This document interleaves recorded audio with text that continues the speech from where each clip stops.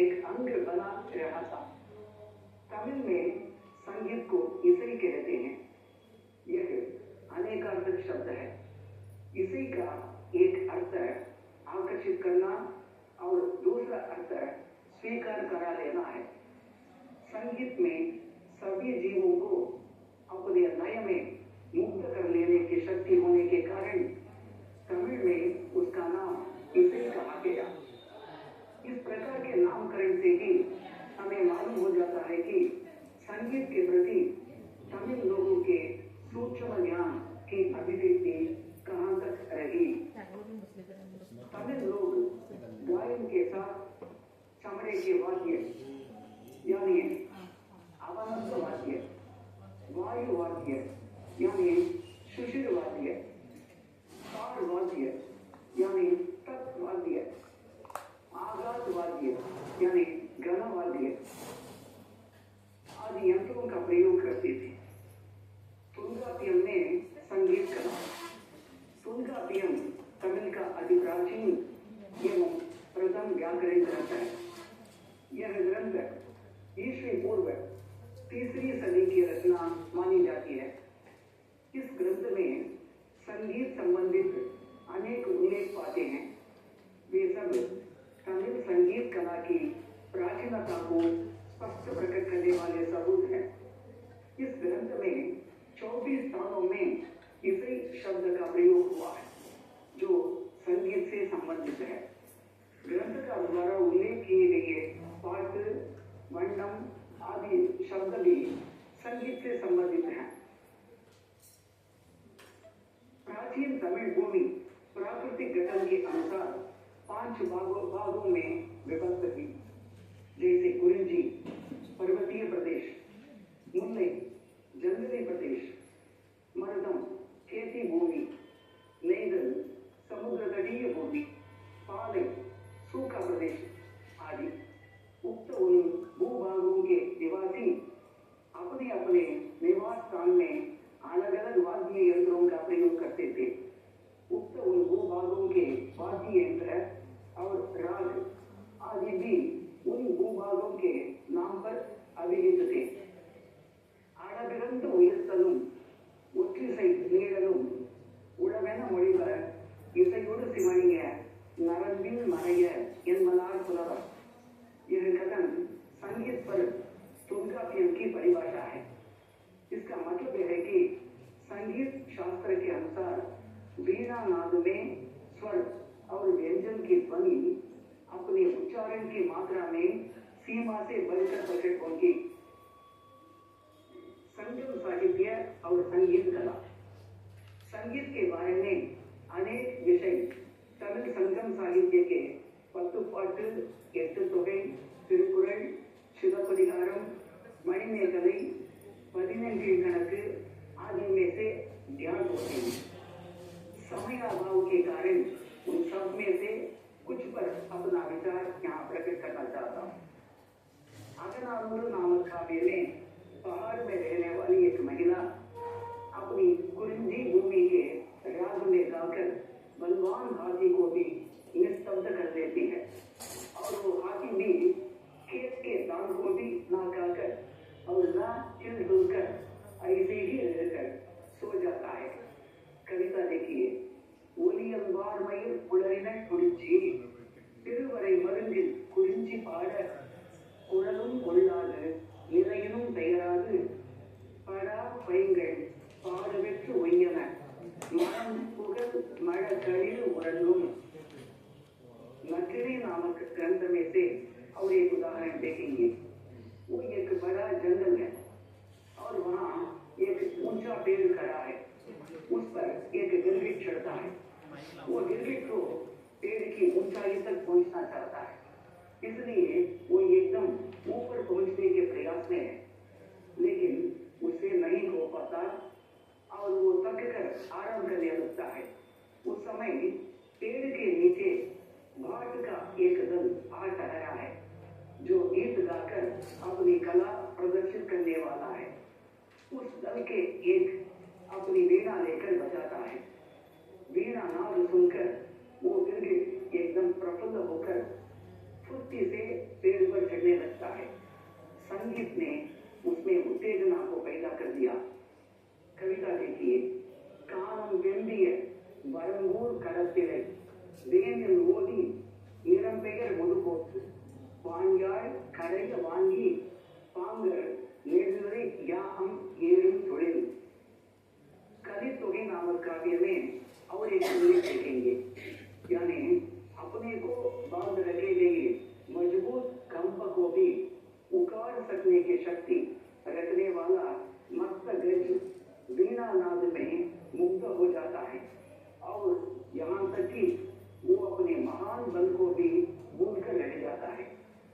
कलितुगे की कविता देखी, कालवरे निल्ला कवि कलिचु वरुतन याழ்வரை तूंगी अंग। इन उदाहरणों के द्वारा ये स्पष्ट हो जाता है कि संगीत में सारे जीवों को तन्मय करने की अद्भुत शक्ति निहित रहती है।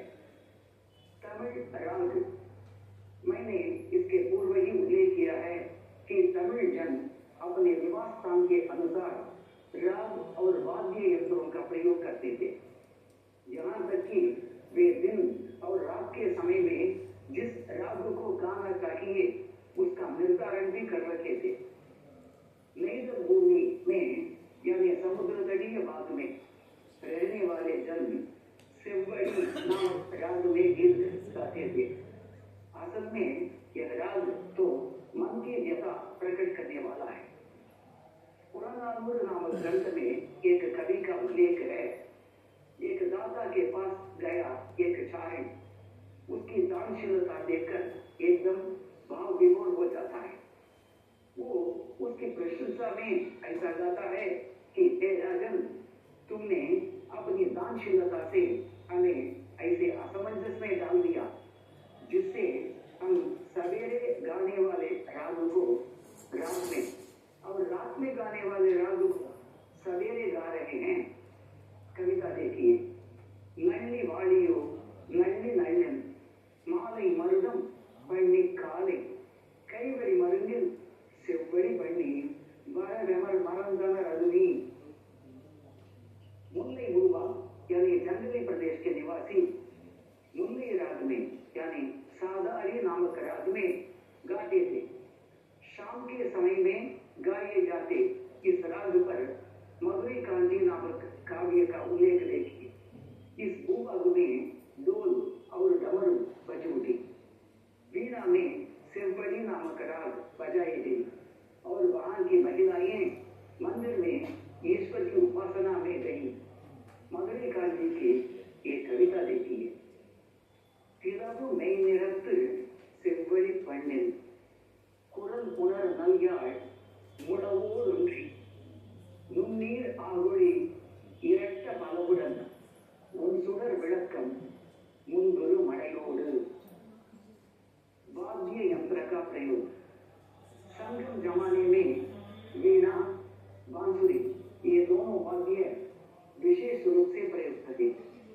उन दोनों के अलावा आहुड़ी, पदले, पांडिल, तगारी, तन्नुमय, करड़िगे जैसे विभिन्न वाद्यों का प्रयोग भी रहा था। अगनानुरु नामक काव्य में वाद्यों के वर्णन में कवि की विलक्षण अभिव्यक्ति देखिए। आडुमै उयर्ந்த ஐந்துறை வருங்கின் கோடை क्षमा चाहूंगी आपसे। பாடின அருவி பன்னீர் இன்னிசை தோழமை முழவின் துதை குரலாக। सर, समय सीमा का ध्यान रख करके आप अपनी बात को शीघ्र पूरा करें। மலைப்பூன் சாரல் बंदियाई आकर इसे कहते हैं। इसका मतलब है कि एक नर्तकी के नाचने के बराबर जंगल में लोग नाचते हैं। खिलते बांस पर गौरों ने जो छेद किया उसमें प्रवेश वायु ने बांसुरी Ramanathan sir, hello Ramanathan sir journey का गिरना। हेलो रामनाथन सर, मुझे सुनकर यानी हेलो प्रकार का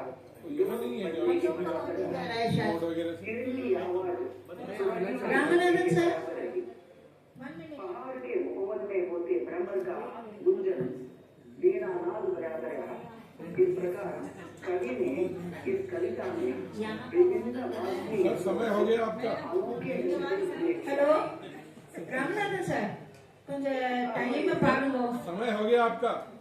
समय हो गया है आपका 5 मिनट 5 मिनट ज्यादा है 1 मिनट में आप अपना काम हाँ दिए ओके ठीक है तमिल राज्य के सप्त स्वर इस पर ध्यान देंगे। तमिल में सप्त स्वरों का प्रयोग उस जमाने में प्रयुक्त था। वे संस्कृत के सप्त स्वरों के बराबर थी।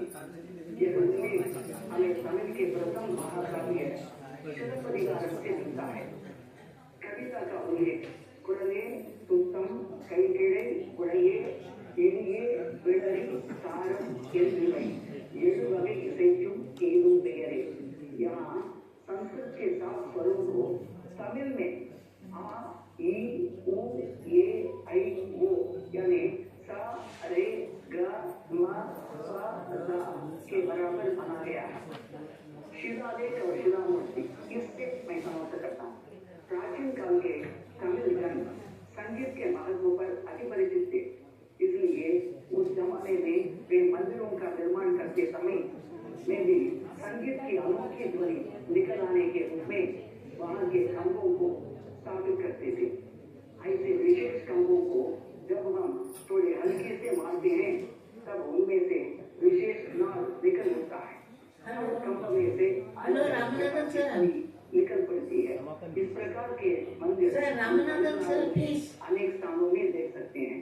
निष्कर्ष उपर्युक्त तथ्यों से हम ऐसे निष्कर्ष पर पहुंचते हैं कि तमिल साहित्य के प्राचीनता के साथ तमिल संगीत की प्राचीनता हमें तत्कालीन साहित्यों द्वारा प्रकट होती है। इससे हम स्पष्ट समझ सकते हैं कि संगम काल से ही तमिलनाडु में संगीत कला खूब विकसित रही थी। अब तक मेरे भाषण को ध्यान से सुने सबको मेरा धन्यवाद समर्पित है। जय हिंदी धन्यवाद।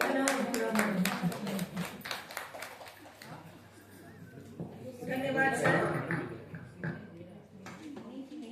अब मैं श्रीमती एस प्रसन्ना देवी जी का हार्दिक स्वागत करती हूँ। आप नेशनल कॉलेज तिरुचिरापल्ली के हिंदी विभाग में सहायक प्रोफेसर के रूप में कार्यरत हैं। आपने हिंदी साहित्य अनुवाद एवं पत्रकारिता के क्षेत्र में अपना महत्वपूर्ण योगदान दिया है। आपका हार्दिक स्वागत है। टाइम दे दो, टाइम समय दे दो। समय सीमा का आप ध्यान रखिएगा। 10 मिनट का समय है आपके लिए।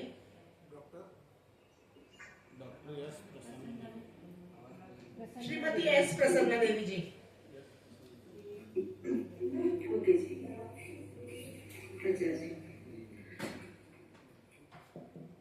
शुरू करूं जी? जी सबको मेरा नमस्कार। सबको मेरा नमस्कार। इस अवसर प्रदान करने के लिए पहले ईश्वर को मेरा प्रणाम। इस मंच में मेरी प्रकरण प्रस्तुत करने के लिए मुझे प्रोत्साहित दिए मेरे गुरु श्रीमती तिलेशेल्वी जी को मेरे आभार और यहाँ मौजूद सभी शिक्षकगण को मेरे तरफ से प्रणाम। मैं एस प्रसन्ना देवी सहायक आचार्य और श्रोताजी। मेरा विषय है तमिल साहित्य के महाकाव्य रामावतारम में अहल्या के मूलभूत कौशल।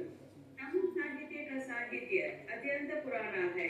भारत में संस्कृत के अलावा तमिल का साहित्य ही सबसे प्राचीन साहित्य है। अन्य भाषाओं की तरह ये भी सामाजिक आवश्यकताओं ने जन्म दिया है। कुछ विद्वानों इसे प्राचीन वैदिक संस्कृत मानते हैं। तमिल साहित्य की ऐतिहासिक और सांस्कृतिक यात्रा प्राचीन काल से लेकर आधुनिक काल तक विभिन्न रूपों में फैली हुई है। कंबरामायणम तमिल भाषा की अत्यंत लोकप्रिय तथा सर्वश्रेष्ठ महाकाव्य है और भारतीय भाषाओं में जितनी रामायण उपलब्ध है उनमें सबसे प्राचीन है। कंबन का स्थान तमिल साहित्य में अत्यंत श्रेष्ठ है और वे कवि चक्रवर्ती के नाम से प्रसिद्ध है। उनकी रचना रामायण जो कंब रामायणम के नाम से प्रसिद्ध है 10,000 से अधिक पद्यों का एक विशाल ग्रंथ है।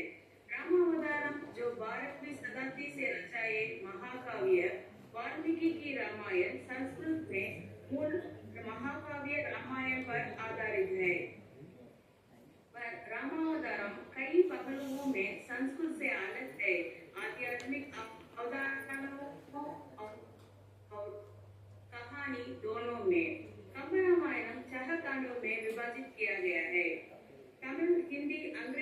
आदि के साहित्यों के बड़े विद्वान श्री VVS अय्यर ने लिखा है, इलियड और पैराडाइज लॉस्ट और महाभारत से ही नहीं वरना मूल काव्य वाल्मीकि रामायण की तुलना में भी यह अधिक सुंदर है। तमिल भाषा की अभिव्यक्ति और संवेदनशीलता को सशक्त बनाने के लिए कवि ने अनेक नए प्रयोग किए हैं। चंद विधान, अलंकार प्रयोग तथा शब्द नियोजन के माध्यम से कंबर ने अनुपम सौंदर्य की सृष्टि की है। कंब रामायण में महर्षि गौतम की पत्नी तथा जनक के पुरोहित सदानंद की माता अहल्या का चित्रण विविध दृष्टियों से महत्वपूर्ण है। अहल्या की कथा करुणा, प्रायश्चित और ईश्वर की अनुकंपा का प्रतीक है। अहल्या महर्षि गौतम की पत्नी अपनी सुंदरता और तपस्या के लिए प्रसिद्ध थी, लेकिन छल और शाप के कारण पत्थर बन गई। भगवान राम ने अपने दिव्य चरणों से उनका उद्धार किया, जो पाप से मुक्ति और आत्मा की शुद्धि का संदेश देता है। यह कथा हमें बताती है कि ईश्वर का अनुग्रह जीवन में नया प्रकाश और मार्गदर्शन ला सकता है। कंब रामायण के अहल्या पठनम में अहल्या की कथा को गहन, भावनात्मक और काव्यात्मक ढंग से प्रस्तुत किया गया है। यह प्रसंग भगवान राम के करुणा और दिव्यता को उजागर करता है। प्रातः काल राम और लक्ष्मण श्री ऋषि विश्वामित्र के साथ मिथिलापुरी के वन, उपवन आदि देखने के लिए निकले। एक उपवन में उन्होंने एक निर्जन स्थान देखा। राम बोले, गुरुदेव, यह स्थान देखने में तो आश्रम जैसा दिखाई देता है, किंतु क्या कारण है कि यहाँ कोई नहीं ऋषि या मुनि दुष्टाचार नहीं हो रहे हैं। इस पर विश्वामित्र जी ने कहा, यह स्थान कभी महात्मा गौतम का आश्रम था। वे अपनी पत्नी अहल्या के साथ यहाँ रहकर तपस्या करते थे। एक दिन गौतम ऋषि की अनुपस्थिति में इंद्र ने गौतम के वेश में आकर अहल्या से प्रणय याचना की। अहल्या ने देवराज इंद्र को अपनी स्वीकृति दे दी। जब इंद्र अपने लोक लौट रहे थे, तभी अपने आश्रम को वापस आते हुए गौतम ऋषि की दृष्टि इंद्र पर पड़ी। उस समय इंद्र उन्हीं का वेश धारण किए हुए थे। तत्काल वे सब कुछ समझ गए और उन्होंने इंद्र को शाप दे दिए। इसके बाद उन्होंने अपनी पत्नी को शाप दिया कि रे दुराचारिणी, तू हजारों वर्षों तक केवल हवा पीकर कष्ट उठाती हुई यहाँ राख में पड़ी रहे। जब राम इस वन में प्रवेश करेंगे, तभी उनकी कृपा से तेरा उद्धार होगा। तभी तू अपना पूरा शरीर धारण करके मेरे पास आ सकेगी। यह कहकर गौतम ऋषि इस आश्रम को छोड़कर हिमालय पर जाकर तपस्या करने चले गए। अतः हे राम, अब तुम आश्रम के अंदर जाकर अहल्या का उद्धार करो। विश्वामित्र जी की आज्ञा पाकर वे दोनों भाई आश्रम के भीतर प्रविष्ट हुए। वहाँ तपस्यास्थ अहल्या कहीं दिखाई नहीं दे रही थी, केवल उसका तेज संपूर्ण वातावरण में व्याप्त हो रहा था। जब अहल्या की दृष्टि राम पर पड़ी तो उनके पवित्र दर्शन पाकर वह एक बार फिर सुंदर नारी के रूप में दिखाई देने लगी। नारी रूप में अहल्या को सम्मुख पाकर राम और लक्ष्मण ने श्रद्धा पूर्वक उनके चरण स्पर्शन किए। तत्पश्चात उसे आदर सत्कार ग्रहण कर वे मुनिराज पुनः मिथिलापुरी को लौट आए।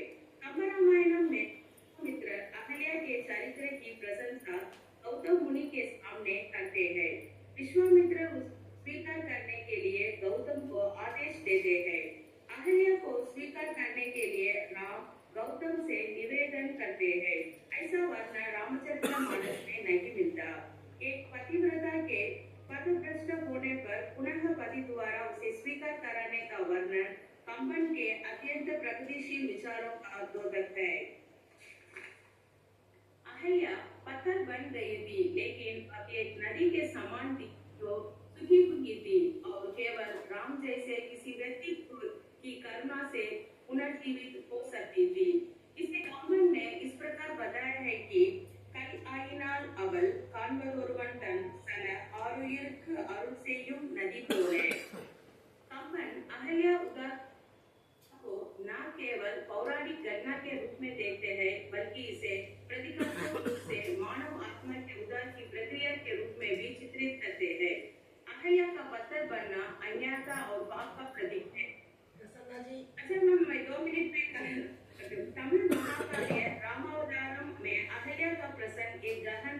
व्यंग्य और भावात्मक कथा प्रस्तुत करता है। यह प्रसंग केवल उनके जीवन की एक घटना तक सीमित नहीं बल्कि मनुष्य की गलतियों, प्रायश्चित और ईश्वर की करुणा के महत्व को दर्शाने वाला एक प्रतीकात्मक वर्णन है। कंपरामायण में अहल्या के उदय का वर्णन अत्यंत काव्यात्मक है, जो तमिल साहित्य की समृद्धि परंपरा को और भी गौरवमय बनता है। अहल्या के चरित्र का एक चित्रण मानवता के लिए प्रेरणा का स्रोत है, जो बताता है कि ईश्वर का अनुग्रह जीवन से सबसे कठिन क्षणों में भी एक नए रोशनी प्रदान कर सकता है। अहल्या की कथा केवल इतिहास नहीं बल्कि हर आत्मा के भीतर छिपे सशक्त सत्य का दर्पण है। शुक्रिया सभी को। बहुत बहुत धन्यवाद मैम, आपने अपने विचार व्यक्त किए, बहुत अच्छे विचार, धन्यवाद। अब मैं आमंत्रित करती हूँ आदरणीय श्री डैनियल राजेश जी को। आप अमेरिकन कॉलेज मदुरई के हिंदी विभाग में पिछले 6 वर्षों से प्रवक्ता के रूप में कार्यरत हैं। आपका स्वागत है सर, श्री डैनियल राजेश जी। परमेश्वर की कृपा हम सब पर बनी रहे। मैं डैनियल राजेश हूँ, मैं अमेरिकन कॉलेज में हिंदी प्रवक्ता हूँ।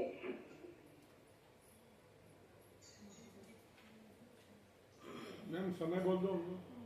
परमेश्वर को धन्यवाद देते हुए सभी का अभिनंदन करता हूँ।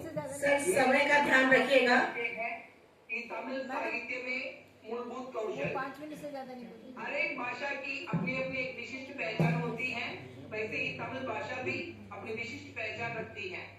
तमिल एक प्राचीन, शास्त्रीय एवं नीति भाषा है। तमिल भाषा की विशेषता बताने वाली प्रसिद्ध पंक्ति है कि कट्टोंट्री मंतोंट्रा कालते वालोड कुट्टोंट्री मूतकुड़ी। इसका अर्थ है कि तमिल परंपरा एक वीरतापूर्ण और प्राचीन परंपरा है, जो पत्थर की मिट्टी में बदलने से पहले तलवार के साथ पैदा हुई थी। साहित्य समाज का दर्पण होता है। तमिल साहित्य बहुत प्राचीन और प्रसिद्ध है। तमिल साहित्य का भंडार विशाल और गहरा है। तमिल साहित्य में मूलभूत कौशल अधिक प्रसिद्ध है। तमिल साहित्य में तिरुकुरल नीति शास्त्र का एक प्रसिद्ध ग्रंथ है। तिरुकुरल में कई मूलभूत कौशल मौजूद है। तिरुवल्लुवर में तिरुकुरल की रचना की है। तिरुवल्लुवर के तिरुकुरल में विश्व के कल्याण के लिए मूल्यवान बातें हैं। ऐसे महान नीति शास्त्र की पुस्तक तिरुकुरल में कुछ बेहतरीन मूलभूत कौशल जैसे बोलना, सुनना, पढ़ना, लिखना और जीवन कौशल जैसे नैतिकता, आत्मनियंत्रण, नेतृत्व, आत्मविश्वास, समय प्रबंधन आदि पर शोध करके शोध परख लेके हम प्रस्तुत किया गया है। भारत एक महान देश है। इस महान देश में तिरुवल्लुवर का जन्म दक्षिण भारत में हुआ था। तिरुवल्लुवर की शिक्षाएं नैतिकता, जीवन के मूल्यों और आत्म साक्षात्कार पर केंद्रित थी। उन्होंने लोगों को नैतिक जीवन जीने और सच्चे मूल्यों को अपनाने के लिए प्रेरित किया। उनका तिरुकुरल आज भी प्रासंगिक है और लोगों को प्रेरित करते हैं।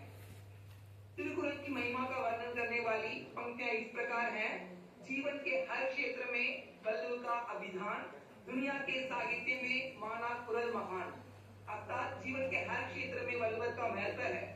कुरल को विश्व साहित्य में महान माना जाता है। तिरुवल्लुवर के तिरुकुरल में मूलभूत कौशल के बारे में कई विषय शामिल हैं। पहले बोलना कौशल के बारे में ध्यान देंगे।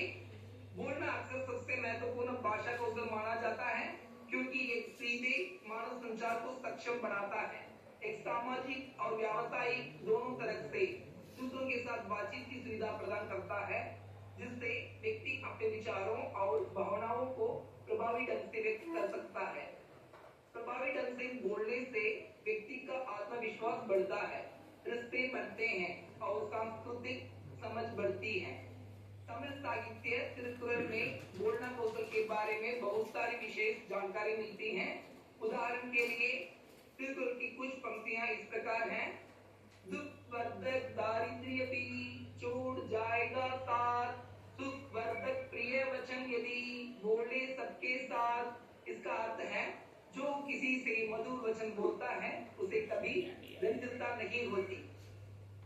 अगला कुरल है, जो सुनते मत में पड़े बासन बगी समर, वे भी जो सुनते नहीं चाहे सुन के अर्थ।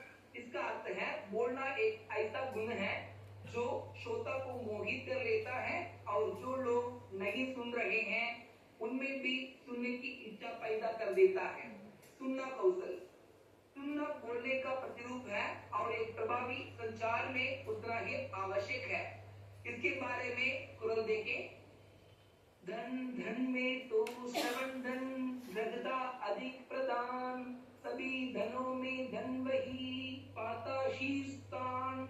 इसका अर्थ है जो धन कानों से सुना जाता है वह सबसे मूल्यवान धन है और वह धन सब धनों में प्रमुख है। कानों को जब ना मिटे श्रवण रूप रसपान, दिया जाए तब पेट को कुछ भोजन का दान। इसका अर्थ है जब कानों को श्रवण रूपी भोजन नहीं मिलता तो कुछ भोजन पेट को भी दिया जाता है। अगला कौशल है पढ़ना कौशल। पढ़ने से व्यक्ति का भाषा के बारे में ज्ञान और समझ बढ़ती है। इसके बारे में एक कुरल देखेंगे। सीखने योग्य सब ब्रह्म संतै दिन सीख कर उसके अनुसार फिर योग्य आचरण की। अच्छी किताबें सीखने के लिए व्यक्ति को बिना किसी अपराध बोध के सीखना चाहिए और ऐसा सीखने के बाद व्यक्ति को सीखी गई शिक्षा के अनुरूप आचरण करना चाहिए। अगला कौशल है लिखना कौशल। लेखन वह कौशल है जो व्यक्तियों को अपने विचारों और विचारों को संरचित और संगठित तरीके से व्यक्त करने की अनुमति देता है। इसके बारे में कुरल की पंक्तियां। अक्षर कहते हैं जिसे, जिसको कहते आंख, दोनों जीवित मनुष्य के कहलाते हैं आंख। इसका अर्थ है जिसे संख्या कहा जाता है, जिसे अक्षर कहा जाता है, ये दोनों ही इस संसार में रहने वाले प्राणियों के लिए आंख कहलाते हैं। नैतिक कौशल। नैतिक मानवीय मूल्यों की एक प्रणाली है जो हमारे व्यवहार को एक खुशहाल जीवन के लिए आकार देती है। इसके बारे में कुरल की पंक्तियां। सदाचार संपन्नता देती सबको श्रेणी, तब तो प्राणों से अधिक रक्षणीय वध ये। इसका अर्थ है नैतिकता को जीवन से ऊपर संरक्षित किया जाना चाहिए क्योंकि ये अपने धारक को सद्गुण प्रदान करती है। आत्मनियंत्रण कौशल। आत्मनियंत्रण किसी व्यक्ति के विचारों, भावनाओं और कार्यों को नियंत्रित करने की क्षमता है। इसके बारे में एक तिरकुल देखेंगे। संयम देता मनुष्य को अमर लोक का वास, जो असंयम नरक में करता सत्यनाश। इसका अर्थ है शील व्यक्ति को दैवीय स्तर तक ऊपर उठाता है। शील का अभाव बुराई के अंधकार के समान दुष्ट जीवन की ओर ले जाता है। और अगला कौशल है नेतृत्व कौशल। नेतृत्व का मतलब है लोगों को लक्ष्य हासिल करने के लिए मार्गदर्शन देना, प्रेरित करना और विकसित करना। इसके बारे में एक कुरल।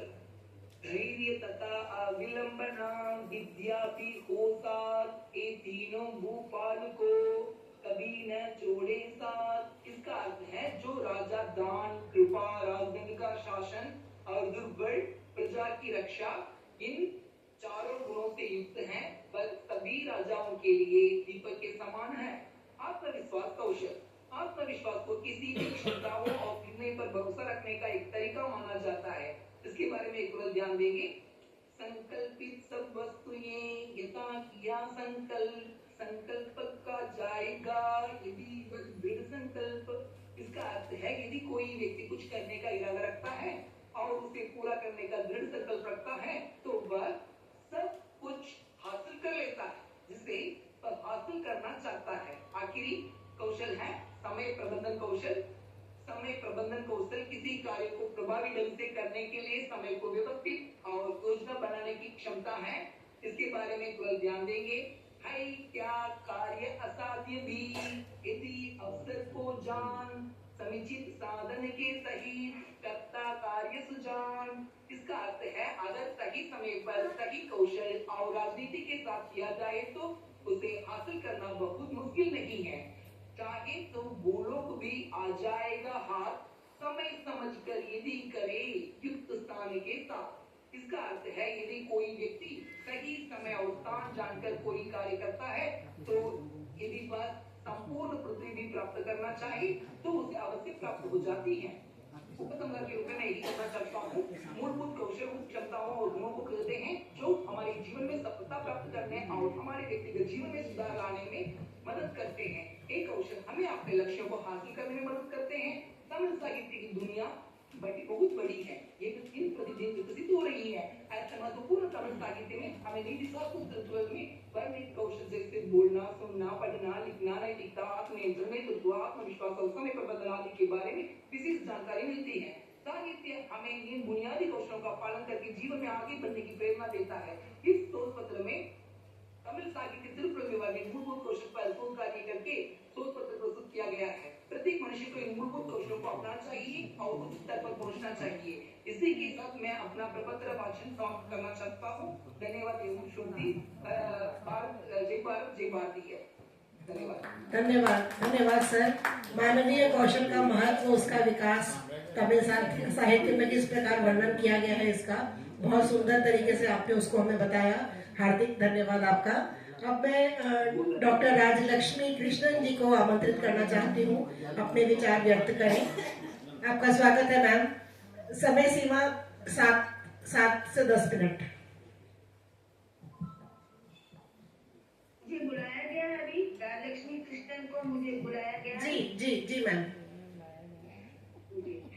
समय 5 से 7 मिनट से 10 मिनट तक। सभी विद्वजनों को मेरा नमस्कार। सभी विद्वजनों को मेरा नमस्कार। लक्ष्मी कृष्णन चैलेंज से बोल रही हूँ। मेरा विषय है तमिल साहित्य के माध्यम से मूलभूत कौशल विकास। बहुत मैंने लिखा है पर मैं संक्षिप्त में बोल रही हूँ, बहुत संक्षिप्त में बोल रही हूँ। तमिल साहित्य एक अद्वितीय और समृद्ध परंपरा सिर्फ एक भाषा का माध्यम ही नहीं बल्कि वह जीवन के विविध पहलुओं का प्रतिबिंब है। यह न केवल भाषा के कौशल को बढ़ाता है बल्कि नैतिकता, बौद्धिकता, रचनात्मकता और सामाजिक चेतना जैसे मूलभूत कौशलों के विकास में भी महत्वपूर्ण भूमिका निभाता है। तमिल संस्कृति अत्यंत प्राचीन है और उसकी धार्मिक भावना भी उतनी ही प्राचीन है जितनी स्वयं तमिल जनता। तमिल साहित्य के अध्ययन से न केवल एक व्यक्ति के व्यक्तित्व में निखार आता है बल्कि वह समाज में सकारात्मक बदलाव लाने के लिए भी सक्षम होता है। तमिल साहित्य में ऐसे कई ग्रंथ हैं जो आलोचनात्मक और तार्किक सोच की दिशा में मार्गदर्शन करते हैं। तमिल परंपरा यह मानती है कि तमिल भाषा का निर्माण स्वयं शिव भगवान ने किया था। मेरी आवाज आ रही है आप तक? इधर आ रही है।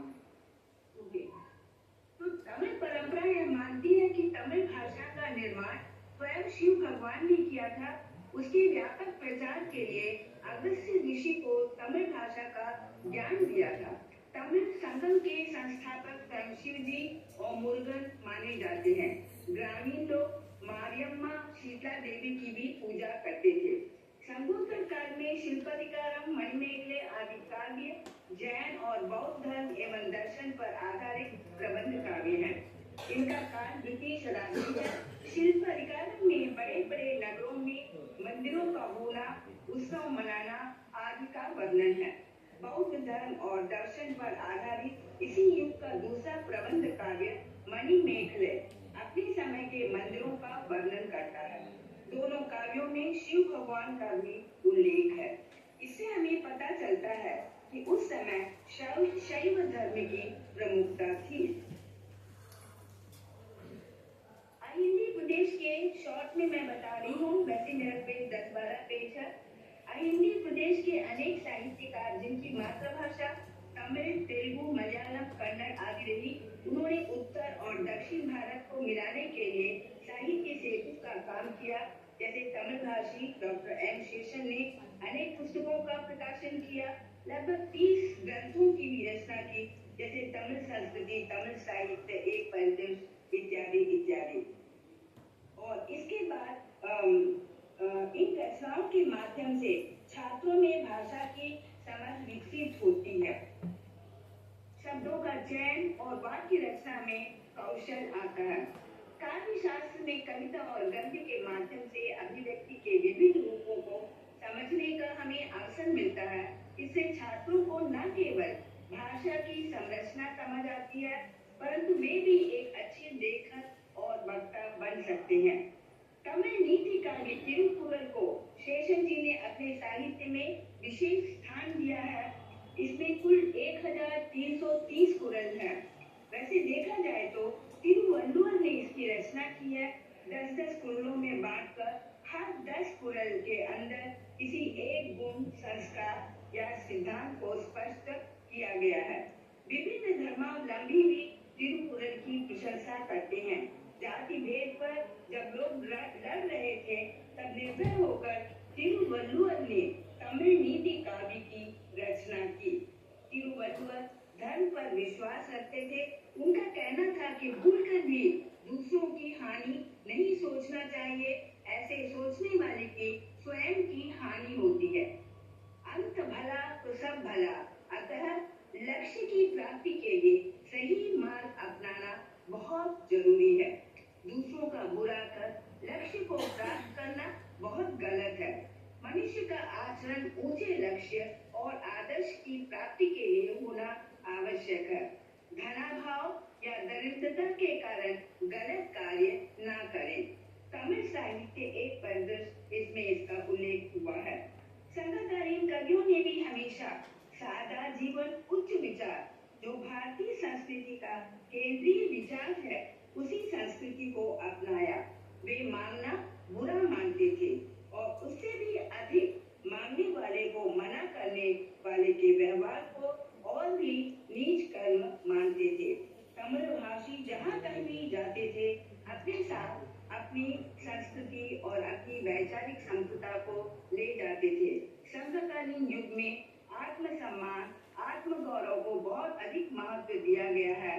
पुरनानूरू की प्रसिद्ध उक्ति है, जो मांगना जो है वह नीचता है, उससे नीचता है मांगने पर ना कहना। दान देना उत्तम कार्य है, पर उससे भी उत्तम कार्य है उसे नकार देना। तमिल भाषा व्याकरण को संपुष्ट भाषा है। उसके व्याकरण की सुदीर्घ परंपरा रही है। संस्कृत को छोड़कर शायद ही अन्य भारतीय भाषाएं इतनी साहित्यिक संपुष्ट रही हों। प्रत्येक तमिल भाषी को अपनी मातृभाषा, अपनी साहित्य, अपनी परंपरा, गर्मामय संस्कृति का उचित गर्व है।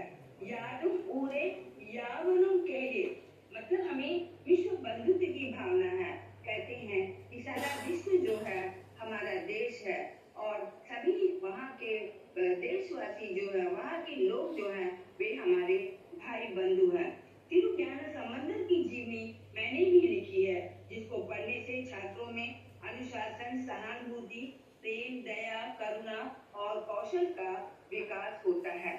इस संक्षिप्त आलेख में सभी साहित्यकारों का उल्लेख करना असंभव है। 16 वर्ष की अवस्था में ही तिरुज्ञान संबंधर अपने को अग्नि में समर्पित कर दिए, क्योंकि वे लोगों को की भलाई चाहते थे, परंतु विवाह में विश्वास नहीं करते थे। और इसके बाद मैं केवल सारांश बोलती हूँ थोड़ा सा। निष्कर्ष जो है, जो तमिल साहित्य केवल एक ऐसा अध्ययन का विषय नहीं है, यह जीवन को जीने की कला, समाज के प्रति जिम्मेदारी और सांस्कृतिक समझ का एक स्रोत है। इसके माध्यम से विद्यार्थी न केवल एक समृद्ध भाषा कौशल विकसित करते हैं, परंतु जीवन की वास्तविक चुनौतियों से निपटने के लिए आवश्यक सामाजिक, नैतिक और बौद्धिक कौशल भी अर्जित कर लेते हैं। हम कह सकते हैं कि तमिल साहित्य एक समग्र दृष्टिकोण से व्यक्तित्व के पूर्ण विकास के लिए अत्यंत प्रभावशाली, महत्वपूर्ण और उपयुक्त माध्यम है। बहुत बहुत धन्यवाद जी, आपने मुझे अवसर दिया, उसके लिए मैं आप सबको बहुत धन्यवाद देती हूँ।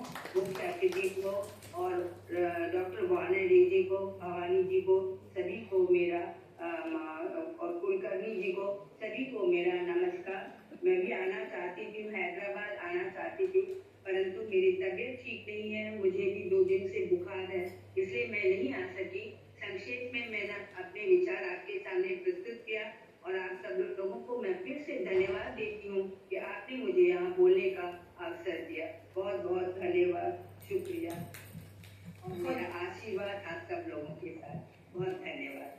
बहुत बहुत धन्यवाद मैम।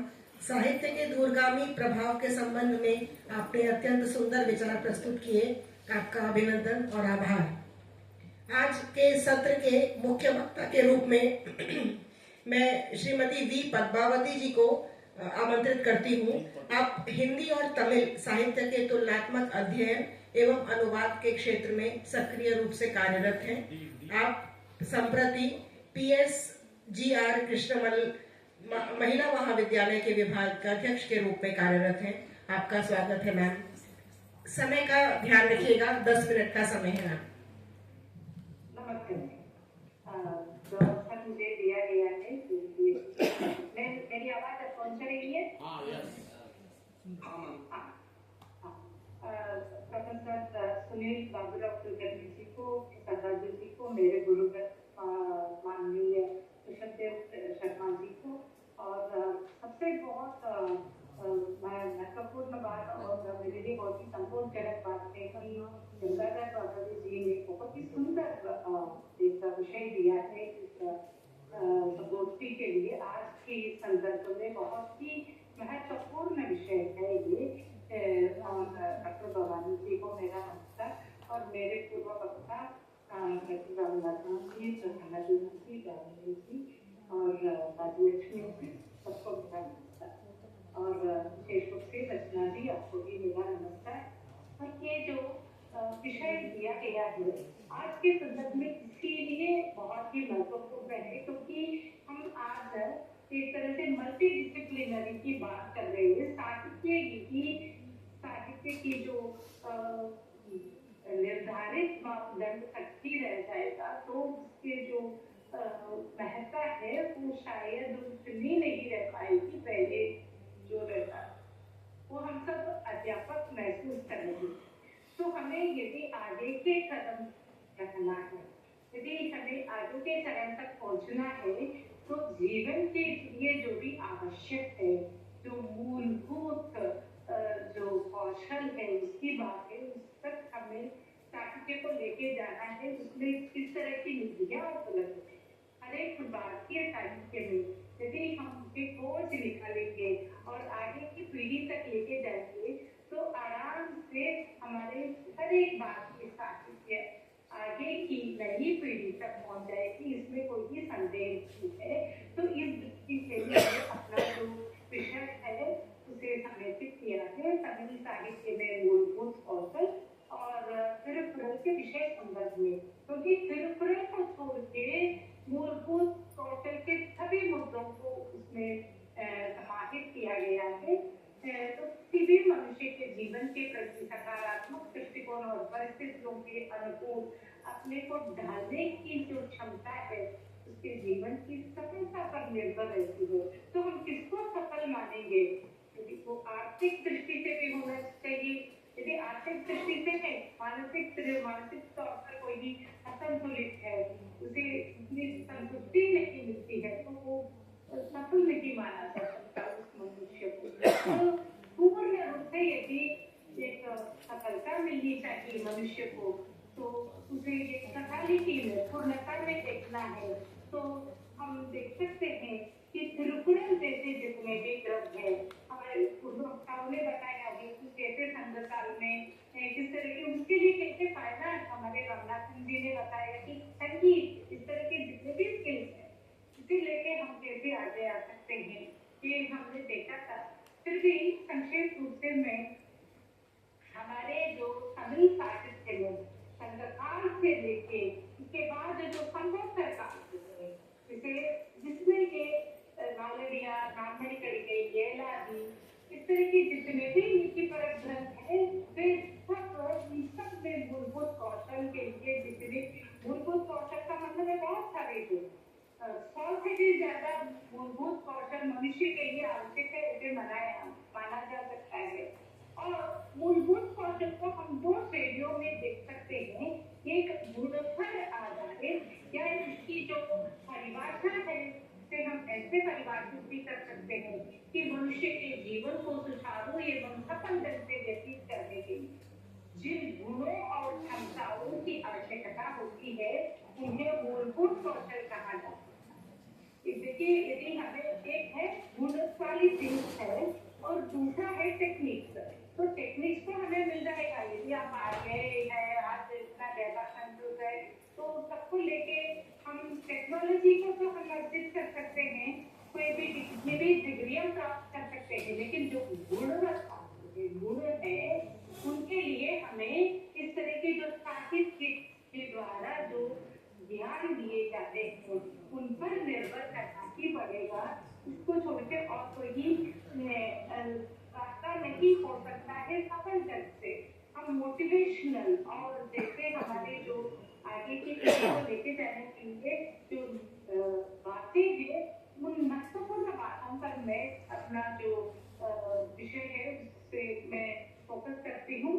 तो एक है, पहला है अनुशासन। तो अनुशासन को लेंगे तो यदि कोई डिसिप्लिन नहीं है अपने में, कोई उस अनुशासन की प्रवृत्ति को नहीं डालता, तो कोई भी क्षमता उसको नहीं आएगी। तो संगीत देता मनुष्य को अमर लोक का जोत असेनियम नरक में करता सत्याना। तो इसी तरह लचीलापन, बहुत सारे लोग लाखड़ होते हैं, चाहे वो उनका जो जीवन और जो पेशा है उसका संतुलन, वर्क लाइफ बैलेंस जिसे हम कहते हैं, वो इसीलिए बिगड़ जाता है। आजकल हमारे जो देश या विश्व की जो प्रगति है इसीलिए रुक जाती है कि मनुष्य लचीलापन को नहीं अपनाता। तो त्रिवल्लुवर बताते हैं, जिनको लोग आचार्य की अनुगति का नहीं ज्ञान, ज्ञाता हो शास्त्र के जानो उन्हें ऐसा, चाहे उसे जितने भी ज्ञान प्राप्त हो उससे कोई फायदा नहीं। तो हमें हमारे पास बहुत सारे ज्ञान हो सकते हैं, लेकिन उस ज्ञान को जो हमें अनुप्रयोगिक तौर पर व्यवहारिक दृष्टि से उसे प्रयोग करने के लिए जो बात चाहिए वो है लचीलापन और क्षमाशीलता। हम क्या करते हैं हर चीज में, हमारे तमिल में एक कहावत है, कुट्रम पार्टी सुट्रम मिले। यदि हर एक मनुष्य में कोई ना कोई दोष होगा तो ये भी मूलभूत कौशल के अंतर्गत आता है। इसीलिए मैंने बताया टेक्निकल आपको बहुत सारी चीजें, कोई लैब में जाएंगे, कोई यूट्यूब का वीडियो देखेंगे तो आइंस्टाइन की बातें आपको मिल जाती है, आर्किमिडीज के प्रिंसिपल मिल जाते हैं, आर्टिफिशियल इंटेलिजेंस की बातें मिल जाती है। लेकिन ये जो क्षमाशीलता है किसी भी लैब में आपको नहीं मिलता, त्रिवल्लुवर आपको सिखाते हैं। तो ये क्षमाशीलता इसीलिए आवश्यक है कि यदि कोई भी जीवन में उन्नत होना चाहता है तो उसके लिए क्षमाशीलता, दूसरों की जो त्रुटियां हैं उसे माफ करने की आदत डालनी चाहिए। तो क्षमा क्षमा कर जो करे, जो को देगा को निंदक को करना क्षमा है सुधर्म भेजो। तो एक हमारी निंदा करता है तो भी उसकी क्षमा करके जाइए, हमारा टाइम बर्बाद नहीं होगा। ये जो उनके कहने का मतलब है, यदि हम किसी से लड़ते रहेंगे, किसी को क्षमा नहीं करेंगे तो हमारा समय बर्बाद होता है, हमारा पूरी जो ऊर्जा और शक्ति इसी में नष्ट हो जाती है। तो हमारी जो उत्पादन की क्षमता जो है, प्रोडक्टिविटी जिसे बोलते हैं, वो भी खत्म हो जाता है।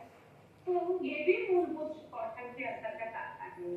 और समस्याओं का समाधान आजकल जो बताया जाता है, प्रॉब्लम सॉल्विंग एबिलिटी जो बोलते हैं, वो बहुत ही महत्वपूर्ण है।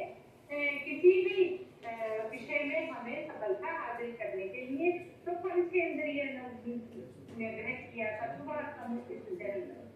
तो उससे रक्षा सुदृढ़ होगी सातों जन्म। तो त्रिवल्लुवर बताते हैं कि पंचेंद्रियों पर हमें नियंत्रण रखना चाहिए यदि समस्याओं का समाधान चाहते हैं। तो हमें क्या ये सब सिखाते हैं कि कैसे किसी भी समस्या को हम हैंडल करेंगे, हम किस तरह उसे अपने जीवन में उसको सुलझाने के लिए प्रयास करेंगे। तो पहले अपने इंद्रियों पर ज्यादा बोलना नहीं चाहिए, ज्यादा हम बुरी बातों को नहीं देखेंगे और हमारा जो पूरा जो फोकस जो है वो उस समस्या पर लगेगा और उसे सुलझाने के लिए जो भी बातें चाहिए उन्हीं पर यदि हम केंद्रित करेंगे तो समस्या का सुलझाना बहुत ही आसान होता है। और ये है संप्रेषणात्मक कौशल। ये इस तरह हमारे विचारों को सही दृष्टि से सही लोगों के पास पहुंचाए। ये बहुत ही महत्वपूर्ण कौशल है। तो क्या करना चाहिए? बहुत ही आसान तरीका है जो उन्होंने जो भी बताया है। मधुर वचन बोलिए, हो जाएगा आपका काम। कहीं भी जाएंगे तो हम ये भी क्षमा कीजिए, कृपया, इस तरह की बातें बोलेंगे, प्लीज, सॉरी, ये बोलने मंत्र होते हैं। तो इसे लेके हम बहुत सारी चीज कर सकते हैं। तो हर से सुमधुर वचन के तो कहने की बात, योगी पक्का छोड़ फल अच्छा ग्रहण समा। अच्छा फल खाना है, खाने की तरह ही यदि पटु शब्द बोलेंगे, जब पक्के फल है जिसे हम बहुत ही मधुर है, जो बहुत ही मीठा होता है, इनसे सुनकर यदि हम कच्चे फल खाते हैं, उसी तरह है अच्छे वचन को छोड़कर, मधुर वचन को छोड़कर यदि हम पटु वचन किसी के साथ बोलेंगे। और फिर आधारशीलता, तो सदाचार होना चाहिए, मेरे पूर्व वक्ता ने भी बताया था उसी को। और कीर्ति की वो गुणवत्ता, हमेशा अच्छे नाम कमाना है। कीर्ति का मतलब है फेसबुक में आ जाओ, इसमें आ जाओ, उसे सोशल मीडिया पे, वो नहीं है। किसी का सबको बोलना चाहिए कि अरे अमुक व्यक्ति अच्छा है, यही चीज बहुत बड़ी कीर्ति होती है। तो जन्मा तो यो जन्म हो जिसमें हो नाम, जन्म न होना है भला यदि न कमाया ना। यदि हम अच्छा नाम नहीं कमाते तो हमारा जन्म ही बहुत ही निष्फल हो जाता है। और असत्य वचन नहीं बोलना चाहिए। हमेशा हमें क्या है, ईमानदार रहना चाहिए और सत्य वचन बोलना चाहिए। मिथ्या भाषण क्या दुर्दर्शन, रहा न कीर्ति विकास, उससे सारा धर्म बल पाए बिना प्रयास। तो यदि सब मिथ्या होती है बातें, यदि हम सत्य वचन नहीं बोलते हैं, कल्पित बातें बोलते हैं या असत्य बोलते हैं, तो हमारा जो व्यक्तित्व है वो बर्बाद हो जाता है। और इसी तरह बहुत सारी जो है, और कभी कभी पर ये भी बोलते हैं कि जो भी समस्या आती है उसे कैसे समझा हमें सामना करना चाहिए, सीख समझ कर रोग क्या।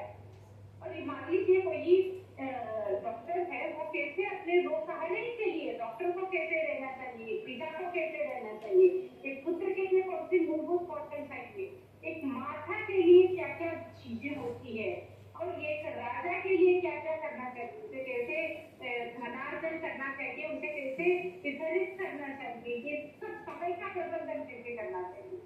सभी जो आजकल के जो प्रबंधन की दृष्टि से जो भी MBA करते हैं, उनको पहले रिफरल पढ़ना है। तो इस तरह की बहुत सारी बातें उसमें है। तो एक तरह से ठीक समझ कर रोग क्या, उसका समझ निदान, समझ युक्ति फिर समझ का करना यथा निदान। रोग का कारण क्या है पहले वो समझेंगे, सिम्टम सरल होता है। तो इस तरह की बातें उसमें बताई गई है। धनार्जन की अनिवार्यता, धन के बिना कुछ नहीं होता इस समाज, इस जीवन में। तो निज धन लगते हाथ में, करना कोई कार्य, गिरि पर चढ़ गए समझ का तीक्ष्ण सदृश विचार।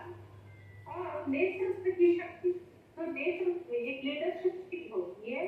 तो एक तरह से किसी भी सेना के सैनिकों के बल से अधिक बहुत सारी सैनिक हो सकते हैं, लेकिन किसी भी सैन्य को, इस अमुक सेना को यहाँ पर रहना है, अमुक सेना का आक्रमण वहां से होना चाहिए, ये सब कौन करेगा? नेता ही कर सकता है, जो नेतृत्व करता है। यदि उसमें कोई त्रुटि आ जाती है, चाहे जितना भी आवाज सेना जितनी भी हो, उसे कोई लाभ ही नहीं होता। तो रखने पर भी सैन्य में अगणित स्थायी वीर, स्थायी बढ़ रहता नहीं, बिन सेनापति वीर। फिर मैत्री भाव, तो मैत्री भावना हर जगह काम आती है। तो मित्र यदि, तो मित्रता का मतलब हमारे यहाँ क्या सोचते हैं, अच्छी अच्छी बातें बोलो और फ्रेंड के लिए दोनों जान दे देंगे, ये सब बोलो, इसकी बात नहीं है। यदि कोई मित्र गलत काम करता है तो उससे क्या बोलना चाहिए? उससे डांटना चाहिए, फटकारना चाहिए। यदि ऐसा मित्र हमें मिले तो वही हमारे लिए सही तरह से मित्र होता है। और फिर शक्ति का बोध होना चाहिए, हमारे अपनी शक्ति क्या है इसका बोध होना चाहिए। निज धन की मात्रा का समझ, करो रीति से दान जीने को है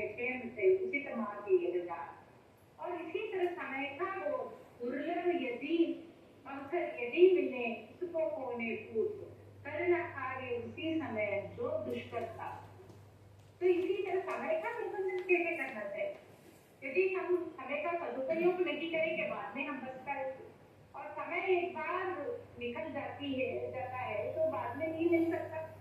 तो एक तरह से बहुत सारी जो बातें थी, गर्भ रहित जीवन, तो गर्भ जो होती है वो भी एक रोग के समान है। अहम मन्यता हीनता है महान का मान, अहम मन्यता जीव की बोझा पंथे जा। तो इसी तरह हम देखेंगे तो सुशासन दल आपके लिए बहुत ही महत्वपूर्ण है। सुशासन तो अच्छे शासन की आवश्यकता है, तभी हर दृष्टि से लोक मंगल की भावना स्थापित हो सकती है।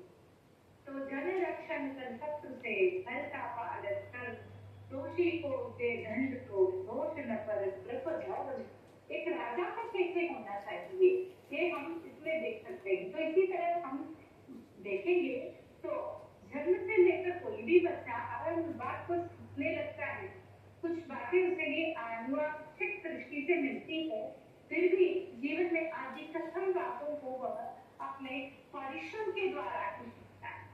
तो एक तरह से मनुष्य में मूलभूत कौशल को अर्जित करने की अनिवार्यता का बोध पहले होना चाहिए। उसके लिए बाद में सिर्फ परिश्रम करना है, बोध तो हो गया, लेकिन उसके लिए परिश्रम कैसे करना चाहिए।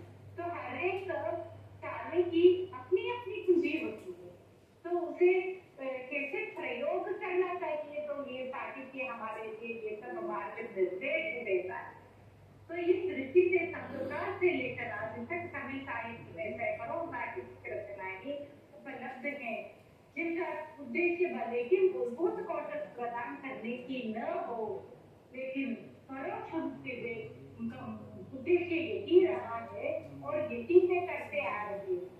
तो यदि किसी व्यक्ति में मूलभूत कौशल हो तो वह अपने जीवन में किसी तरह की चुनौतियों का उचित ढंग से सामना करते हुए अपने साथ संबद्ध परिवार एवं समाज को भी समुन्नत कर सकता है। अब यह प्रश्न उठ सकता है कि मूलभूत कौशल के अंतर्गत किन किन मापदंडों का विश्लेषण किया जाए। तो इसीलिए मैंने बताया कि यदि हम जैसे वक्ताओं ने बताया कि बहुत सारे हैं, जैसे शौर्य, वीरता और अच्छी तरह पढ़ना लिखना, बहुत सारी बातें और फाइनेंस, ये सभी बातें ये सब कौशल के अंतर्गत आते हैं और असंख्य कौशल है और हर दिन हम किसी न किसी तरह से कौशल अर्जित करते रहते हैं और ये जो अर्जन है तभी पूर्ण हो सकता है, तभी इस अर्जन का मार्ग ठीक हो सकता है, तब जब हमको पता चलता है कि हम सही रास्ते पर जा रहे हैं। तो साहित्य भले ही आपको ये नहीं सिखाता हो कि कंप्यूटर का असेंबली कैसे करेंगे, ये नहीं सिखाएगा साहित्य, वो तो आपका जो टेक्निकल जो टीम है वो सिखाएगा, लेकिन उस कंप्यूटर को असेंबल करना है या एआई का प्रयोग कैसे करना है, डेटा साइंस, डेटा एनालिसिस, बहुत सारी जो चीजें हैं, तो बहुत सारी बातें हैं, लेकिन उस ज्ञान को अर्जित करने के लिए जो गुण चाहिए, जो हमारी जो अप्रोच है वो चाहिए, वो साहित्य हमको देता है। इसीलिए चाहे कोई भी मनुष्य, चाहे वो चिकित्सक हो सकता है, वह अध्यापक हो सकता है, कोई अभियंता हो सकता है या कोई वकील हो सकता, कोई भी हो, कुछ भी हो सकता है, लेकिन उसे साहित्य का ज्ञान यदि हो तो बहुत ही आसान तरीके से ये जो मूलभूत कौशल है, जिसे रहते हुए उसकी सृजनात्मक शक्ति बढ़ सकती है, वो जो अंतर वैयक्तिक संबंध को सुचारू ढंग से स्थापित कर सकता है, उस तरह की जो उस दिशा की ओर यह साहित्य हमें लेके जाता है। इस दृष्टि से देखेंगे तो भारत के हर एक साहित्य में मूलभूत कौशल प्रदान करने की अप्रतिम शक्ति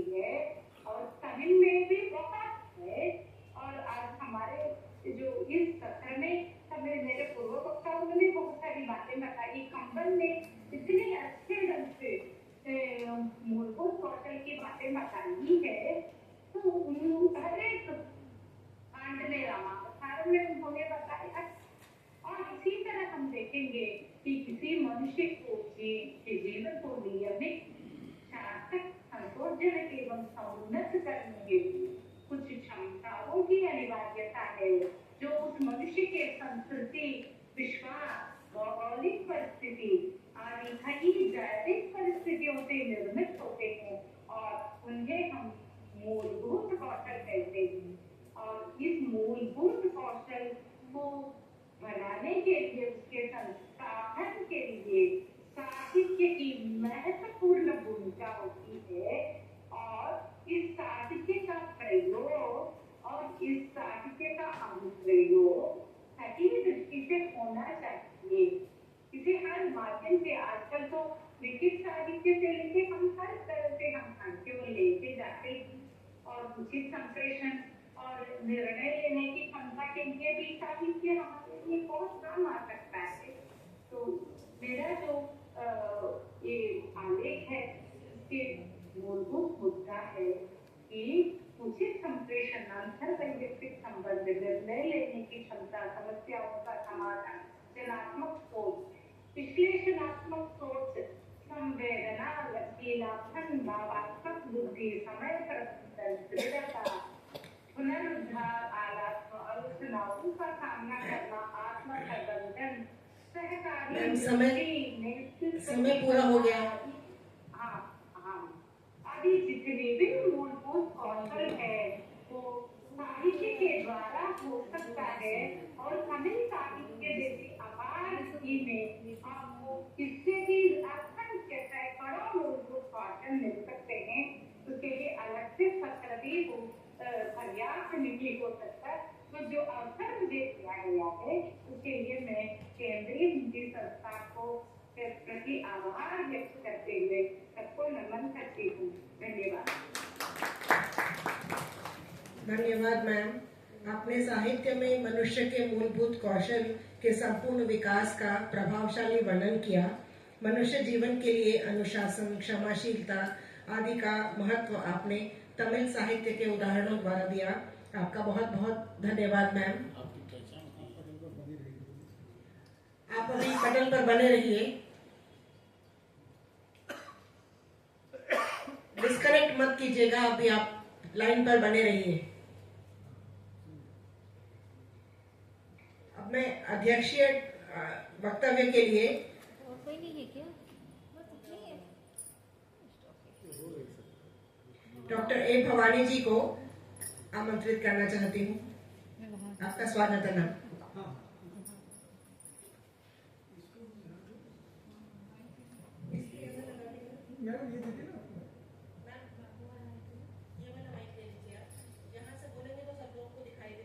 उन लोगों को भी दिखाई देगा। अच्छा कोई दिखेगा, उनको दिखेगा। बीच में से बोलना पड़ेगा।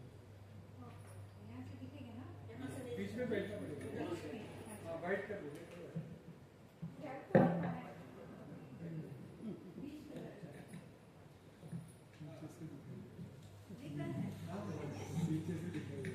इधर तो अभी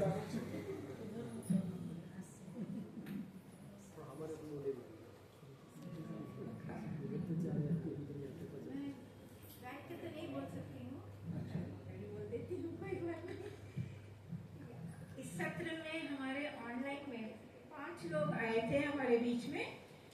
एक अध्यक्षता के नाते मैं थोड़ा सा उन लोगों ने जो भी विचार यहाँ व्यक्त किया है उस पर मैं टिप्पणी तो नहीं करूँगी। जैसे सर ने कहा था पहले भी, टिप्पणी करने का अधिकार भी मेरे पास नहीं है। सभी विद्वान हैं, सबने अपने ढंग से जो समझा है उसको हमारे सामने रखा है। तो इसीलिए उनकी दृष्टिकोण से जो भी उन्होंने कहा है हम लोग लेते हैं। कहने का जो प्रयास लोगों ने किया है उसके लिए तो हम साधुवाद देते हैं। काफी कुछ उन्होंने कहा है। पर यहाँ सबसे पहले के रामनाथन जी हमारे पास आए थे जो सेलम से है। उन्होंने संगीत और कला को मध्य में रखते हुए साहित्य में जो संगीत का जो प्रभाव है, कला का जो प्रभाव है, उसको मध्य में रखते हुए उन्होंने कई बातों को हमारे सामने रखा है कि संगीत से लोगों का ज्ञान वर्धन करते हैं। तो ये जो उन्होंने आरनानूर और पुरनानूर से जो उदाहरण उन्होंने वहाँ पेश किया था, भले ही हम लोग कुछ समझ में नहीं आया होगा यहाँ बस बहुत से लोगों को, पर अच्छे उदाहरण थे। बहुत ही श्रेष्ठ उदाहरण उन्होंने हमारे सामने रखा है। कहने का बहुत अच्छा प्रयास किया है, पर मैं यही कहूंगी कि केवल अर्थ संदर्भ दे करके वे चुप हो गए थे। कौशल की दृष्टि से उन्होंने उस पर जोर नहीं दिया, जबकि उसे दे देना था, थोड़ा सा उस पर भी विचार करना था, पर उन्होंने बहुत ही अच्छी तरह से अर्थ संदर्भ को हमारे सामने रखा है। और जैसे कुलकर्णी जी कहते हैं, उस अर्थ को भी हम आत्मसात कर लेते हैं, जीवन में उतार लेते हैं, तो वो भी पर्याप्त है। तो जो थोड़ा सा उन्होंने बढ़िया कहा है, उनके लिए भी मैं यहाँ पर रामानंदन जी को भी मैं अपना साधुवाद देती हूँ। उनके बाद प्रसन्ना देवी जी आई थी, उन्होंने रामावतार से काफी मूलभूत कौशल को रखने का प्रयास किया था, पर विषय से कुछ हट गया था, क्योंकि उन्होंने उस अहिल्या की कहानी को लेकर के हमारे सामने कह दिया। अहिल्या और जो भी उस किताब के अंतर्गत जो कथा थी, उस कथा पर उन्होंने वहाँ जोर दे दिया है। ठीक है, उनके दृष्टिकोण से उन्होंने जो समझा हमारे सामने रखा है, और बहुत ही अच्छी तरह से उन्होंने अपना वक्तव्य यहाँ पर प्रस्तुत किया है। समय के ध्यान में रखते हुए भी कम समय पर उन्होंने कह दिया था। उनके लिए भी मैं प्रसन्ना देवी को भी अपनी ओर से साधुवाद देती हूँ, धन्यवाद देती हूँ कि उन्होंने ऑनलाइन के माध्यम से आकर के भारतीय साहित्य, तमिल साहित्य के अंतर्गत मूलभूत कौशल को निकालने का प्रयास किया है। तो उस प्रयास के लिए मैं उनको हार्दिक अभिनंदन करती हूँ। उनके बाद हमारे डैनियल राजा, ये वाकई में प्रशंसा के योग्य रहे हैं, क्योंकि उन्होंने तिरुकुरल की उन सभी बातों को, कौशल की उन सभी बातों को मात्र हिंदी में ही नहीं कहा, पर उसके अर्थ संदर्भ को भी हमारे सामने रखते हुए कौशल को यहाँ पर कहा है कम शब्दों में, और बहुत अच्छी तरह से एक ग्रंथ को केंद्र में रखा, तिरुकुरल तिरुवल्लुवर कृत। और हिंदी साहित्य, तमिल साहित्य के अंतर्गत हम देखते हैं तो संघकालीन का ये बहुत प्रसिद्ध काव्य ग्रंथ रहा है, और इस काव्य ग्रंथ के अंतर्गत ढेर सारे हमारे कौशल को हम देख सकते हैं। तो ये एक को केंद्र में रखने के कारण उन्होंने बहुत सुंदर ढंग से हमारे सामने रखा है। तो राजेश डैनियल को भी मैं आशीर्वचन देती हूँ, बहुत सुंदर प्रस्तुति रहा उनका, और जो भी उन्होंने कहने का प्रयास किया है, विषय से इतर नहीं हुए, विषय के साथ जुड़ करके उन्होंने जो कौशल को हमारे सामने रखा है, उसके लिए वे साधु के पात्र बनते हैं। उनके बाद डॉक्टर राजलक्ष्मी कृष्णन, तो सबके लिए यहाँ पर माता के समाने थे कि एक ही रात में उन्होंने बैठ करके कौशल के बारे में अपना चिंतन कर दिया और लिख लिया। उसके पहले उनको ज्ञान भी नहीं था, एक दिन पहले ही उनको पता चला था कि ऐसा है। तो एक रात में ही इतने ढेर सारे विषयों को सकारात्मक दृष्टिकोण से उसको देख करके संघ साहित्य को भी लिया है। कोई विशेष किताब को आधार नहीं माना है, पर संघ साहित्य की सभी रचनाओं को उन्होंने मध्य में रखते हुए सकारात्मक दृष्टि से उसको देख करके हमारे सामने प्रस्तुत किया है। मैडम को मैं बहुत ही, मैं साधुवाद तो नहीं दे सकती हूँ, मैं उनका आशीष लेना चाहूंगी। काफी बुजुर्ग है और कम समय पर जो उन्होंने हमारे सामने उसको रखने का प्रयास किया है, उसके लिए तो मैं बहुत उनको धन्यवाद दूंगी। केंद्र की ओर से भी, संस्थान की ओर से भी, और सभी दर्शकों की ओर से और मेरी ओर से भी उनको बहुत धन्यवाद देती हूँ कि वे आ नहीं पाई, पर कहने का थोड़ा बहुत प्रयास किया। ये जो प्रेरणा की स्रोत है हम सबके लिए, चाहे जो भी हो जाए, खाना है तो किसी भी तरह से 5 मिनट का समय उनके लिए पर्याप्त है, किसी तरह ढूंढ डांट करके आपके सामने विषय रख देती है। तो ये प्रशंसा के योग्य है। तो इसके लिए मैं राजा लक्ष्मी कृष्णन जी के प्रति अपना आभार और धन्यवाद मैं देती हूँ उनको। और अंतिम हमारी श्रोता में मुख्य वक्ता के रूप में आई थी पद्मावती मैडम, और पद्मावती मैडम ने भी जो मुख्य वक्ता के जीवन में जो भी रखा है, उन्होंने भी तिरुकुरल को ही मध्य में रखा है। जैसे डैनियल राजेश ने जैसे कहा, वैसे ही पद्मावती जी ने भी तिरुकुरल एक ग्रंथ को लेकर के हमारे सामने रखने का एक सुंदर प्रयास किया। और सभी कौशल जो डैनियल राजेश ने किया, उसके अतिरिक्त उन्होंने सत्य वचन बोलने पर और इंद्रिय को बस में रखने वाला जो बात है वो, और ये सारे जो समस्या को समाधान करने वाली बातें, ये सभी कुछ हमारे तिरुकुरल में है। जीवन की शैली में अगर हम ले तिरुकुरल के सारे कुरल कुरल कुरल का अर्थ होता है दो पंक्ति। दो पंक्ति को हम लोग कुरल कहते हैं। तो वो दो पंक्ति को अगर हम अपने जीवन शैली में अपना लेते हैं, तो जैसे उन्होंने कहा ना हमारे कुलकर्णी सर ने कि हम अपने जीवन में सार्थक बन पाएंगे, तो वही सार्थकता की बात उन्होंने उस कुरल से निकाली है। पद्मावती जी को भी मैं अपना साधुवाद देती हूँ, बहुत सुंदर ढंग से उन्होंने सबने यहाँ पर शोधपरक जो भी हमारे सामने रखा है, प्रयासरत रहा है, उनका ये उसके सभी साधु के पात्र बनते हैं। और अगर अध्यक्ष की ओर से कहने का अगर समय है तो मैं थोड़ा सा जो है ना, अन्य बात भी है जो तमिल साहित्य के अंतर्गत और भी कई बातें हम यहाँ पर कह सकते हैं। उन बातों की ओर मैं आप लोगों का केंद्र आकर्षित करना चाहूंगी। तो पुराना है संघ साहित्य भी है, इसके अतिरिक्त कई रचनाएं हैं, आज तक आधुनिक काल तक के हम आ सकते हैं। तो वो बात भी हमने यहाँ रखा है, पर समय को देखते हुए जरा जल्दी कहने का प्रयास करें। तमिल साहित्य का इतिहास को लेंगे तो एक अत्यंत प्राचीन धार्मिक और सांस्कृतिक परंपरा से जुड़ा हुआ है, और ये दक्षिण भारत के तमिलनाडु राज्य के बाहरी प्रभावों के साथ भी विकसित हुआ है। तमिल साहित्य का इतिहास बृहद है और कई युगों के दौरान इसका विकास भी हुआ है। ये संघ युग से जाना जाता है। कालांतर में प्राचीन तमिल साहित्य के लिए दो युगों में बांटा है, पुराना संघ साहित्य और एक नया संघ साहित्य। पुराना संघ साहित्य में काव्य शास्त्र, काव्य धर्म, तमिल साहित्य के अद्वितीय रूप का विकास हुआ है, और इस युग के प्रसिद्ध रचनाओं में तोल्काप्पियम, पुरानानूर के बारे में इन लोगों ने भी बताया था, उसमें भी कुरल जैसे दो पंक्तियां हैं, तो इसीलिए उसके बारे में कहा है। पर ये सबसे ज्यादा प्रशंसनीय बात यहाँ पर तोल्काप्पियम का है। तोल्काप्पियम की जो रचना है वो बहुत प्राचीन है, और कहा जाता है कि ये जितने भारत के जितने भी साहित्य आए उन सबसे प्राचीन, ये पहली शताब्दी से भी आगे, ईसा की पहली शताब्दी से भी आगे 100 वर्ष पहले भी इनका ये रचना काल हुआ था। और उस रचना काल में ये व्याकरण से संबंधित रचना है, व्याकरण है ये। व्याकरण में जैसे स्वर और व्यंजन होते हैं, इन स्वर और व्यंजन के माध्यम से जीवन शैली को यहाँ पर बताया है। आ से क्या होता है, आ से ऊ से, ये सारी जो स्वर और ध्वनियों के जो शुरुआत अक्षर है उसको लेते हुए एक ही पंक्ति में उन्होंने जीवन शैली की रचना यहाँ पर की है। तोल्काप्पियम के बारे में यहाँ पर 5 लोगों ने किसी ने भी नहीं कहा है।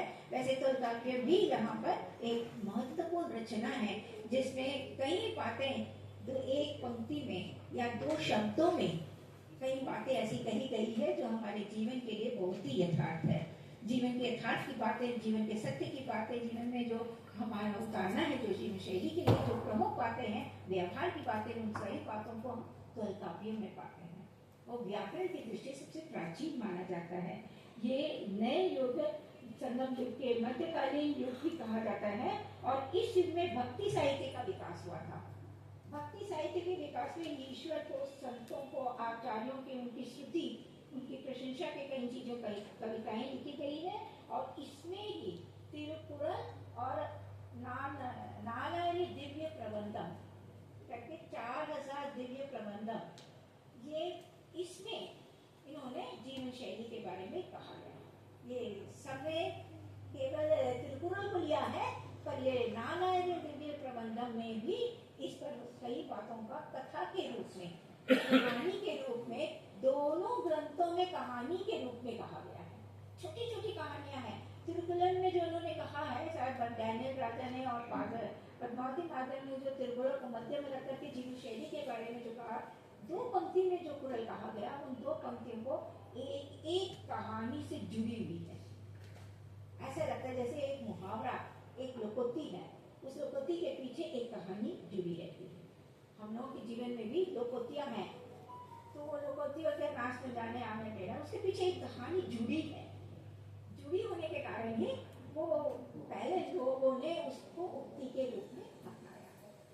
तो ये जीवन शैली की जो प्रबंध काव्य है वो तिरुकुरल में ही नहीं है, नारायण दिव्य प्रबंध में भी इस प्रकार की छोटी छोटी राजाओं को और रानियों को केंद्र में रख करके इसमें कहा है। बहुत ही सुंदर काव्य ग्रंथ है ये सब बहुत प्राचीन हो गया है।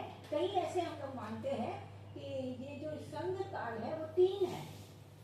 एक संघ काल समुद्र में डूब गया था, सारी रचनाएं कुछ भी अप्राप्त है, और दूसरे संघ काल में सभी कुछ डूब गया था, केवल तिरुकुरल एक बच गया था, और तीसरे संघ काल की जो रचनाएं हैं उसी को हम संघ काल के अंतर्गत ये पुरानानूर, आरनानूर ये सारी बातों को हम लोग पढ़ते हैं। ये तीसरे संघ काल के अंतर्गत समुद्र में डूबे हुए रचनाओं में एक रामायण की भी एक अगस्त्य ने सबसे पहले रामायण लिखी थी। हम लोग ये मानते हैं वाल्मीकि से पहले अगस्त्य ने रामायण की रचना की थी। वो रामायण की रचना समुद्र में गया, अप्राप्त है। उसमें जो छोटी छोटी चीजें जो प्राप्त हुए उसको एकत्र करके भी लोगों ने कई विवाद और उससे संबंधित कई चीजों का लिखा है, टिप्पणियां, टीका टिप्पणी भी मिलती है उस पर ग्रंथ अप्राप्त था। उसके बाद ही कंब रामायण और उसके बाद की कृतियां आई हैं। तो ये सारी जो बातें हैं वो संघ काल जिसको उन्होंने कहा है वो संघ काल 3 है, और तीसरे युग की ही रचनाओं को हम लोग यहाँ पर पढ़ रहे हैं।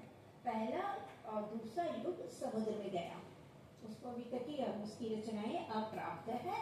पांडुलिपियों में कहते हैं कि कहीं कहीं पे प्राप्त है और कहीं सुरक्षित रखा गया है, और उस सुरक्षित ग्रंथों को मैंने अभी सुना था कि हमारे जो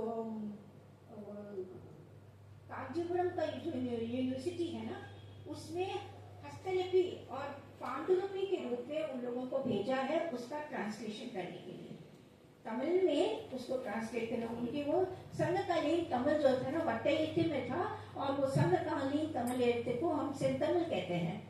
तमिल भाषी अपने तमिल भाषा के प्रति बहुत प्रेम रखते थे, तो उसको कई नाम से पुकारते थे। जैसे हम लोग प्रेम के साथ किसी को पुकारते हैं ना, बेटियों को बहुत प्रेम के साथ कुछ भी पुकार लेते हैं ना, उसी प्रकार तमिल भाषी लोग अपने तमिल भाषा को बहुत प्रेम के साथ पुकारते थे। सेंतमिल, मेंतमिल, कन्नड़ तमिल, तमिल की भाषा के प्रति वो स्नेह की भावना थी।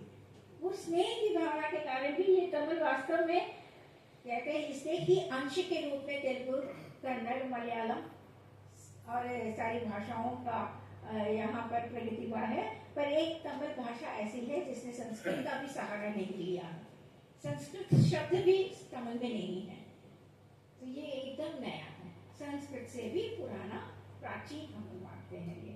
तो ये संघकालीन तमिल का जो उदाहरण ये लोग ने दिया केवल तोलकाप्पियम को ही लिखा है, और बाकी सारे ग्रंथों को इन्होंने ज्यादा ध्यान नहीं दिया है। पर इसमें तोलकाप्पियम पर कहना था, पर किसी ने भी उस पर विचार नहीं किया है। तोलकाप्पियम वो बहुत प्राचीन ग्रंथ है, वो ईसा पूर्व 6वीं शताब्दी से पहले भी ये तोलकाप्पियम की रचना हुई थी।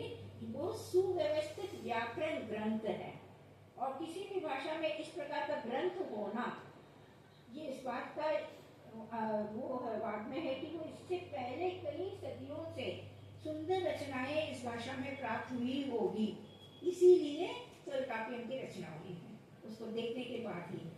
तो इसका मतलब है कि कई ऐसी रचनाएं हैं, पर हम लोगों ने तोलकाप्पियम की रचनाओं को ही मान्य मान करके लिखा है।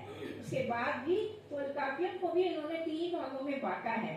अक्षर भाग एक है जिसको यल्त का कहते हैं, दूसरा शब्द भाग है जिसको सुल वाक्यम कहते हैं, एक तीसरा विषय भाव है जिसमें पूर्व अर्थ की दृष्टि से पूर्व ये विषय है। ये 3 भागों में बांट कर ही उन्होंने तोलकाप्पियम रचना के बारे में लिखा है, और तीनों में जैसे हमारा भाषिक कौशल है, सुनने के माध्यम से, बोलने के माध्यम से और कहने के माध्यम से जो हमारा कौशल प्रकट होता है, उसी के द्वारा इन्होंने इन शब्दों के माध्यम से और वाक्य विन्यास के माध्यम से उन्होंने कई जीवन शैली की बातों को लिखा है।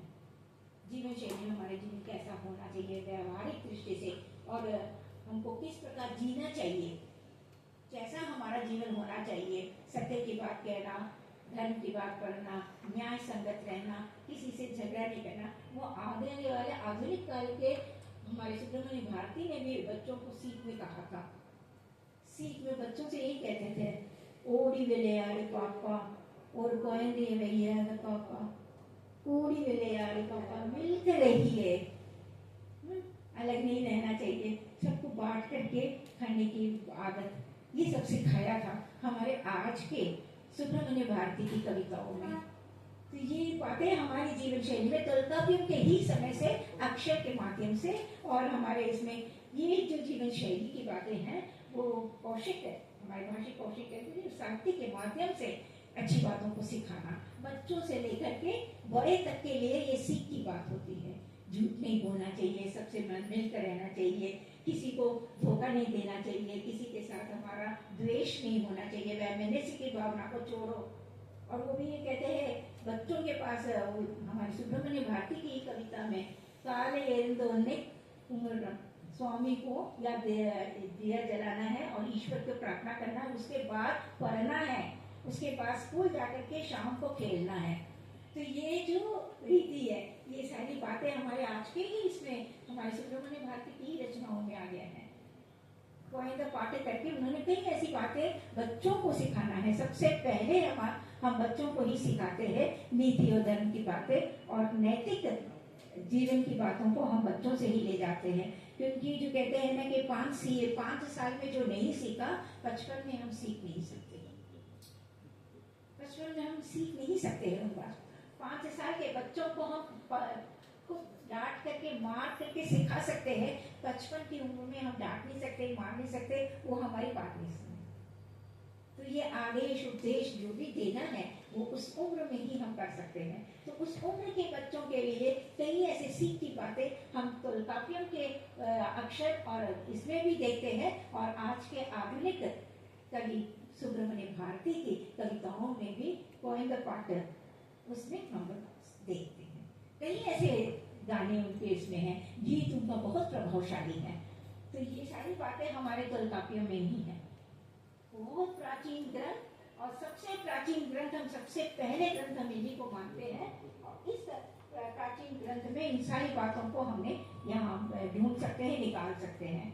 तो इसके बाद हमारा जो संगोत्तर कार्य होता है उसमें भी शिल्पाधिकारम के बारे में और मणिमेखले के बारे में, जो उन्होंने प्रसिद्ध ग्रंथ के बारे में कहा था, वो प्राप्त है।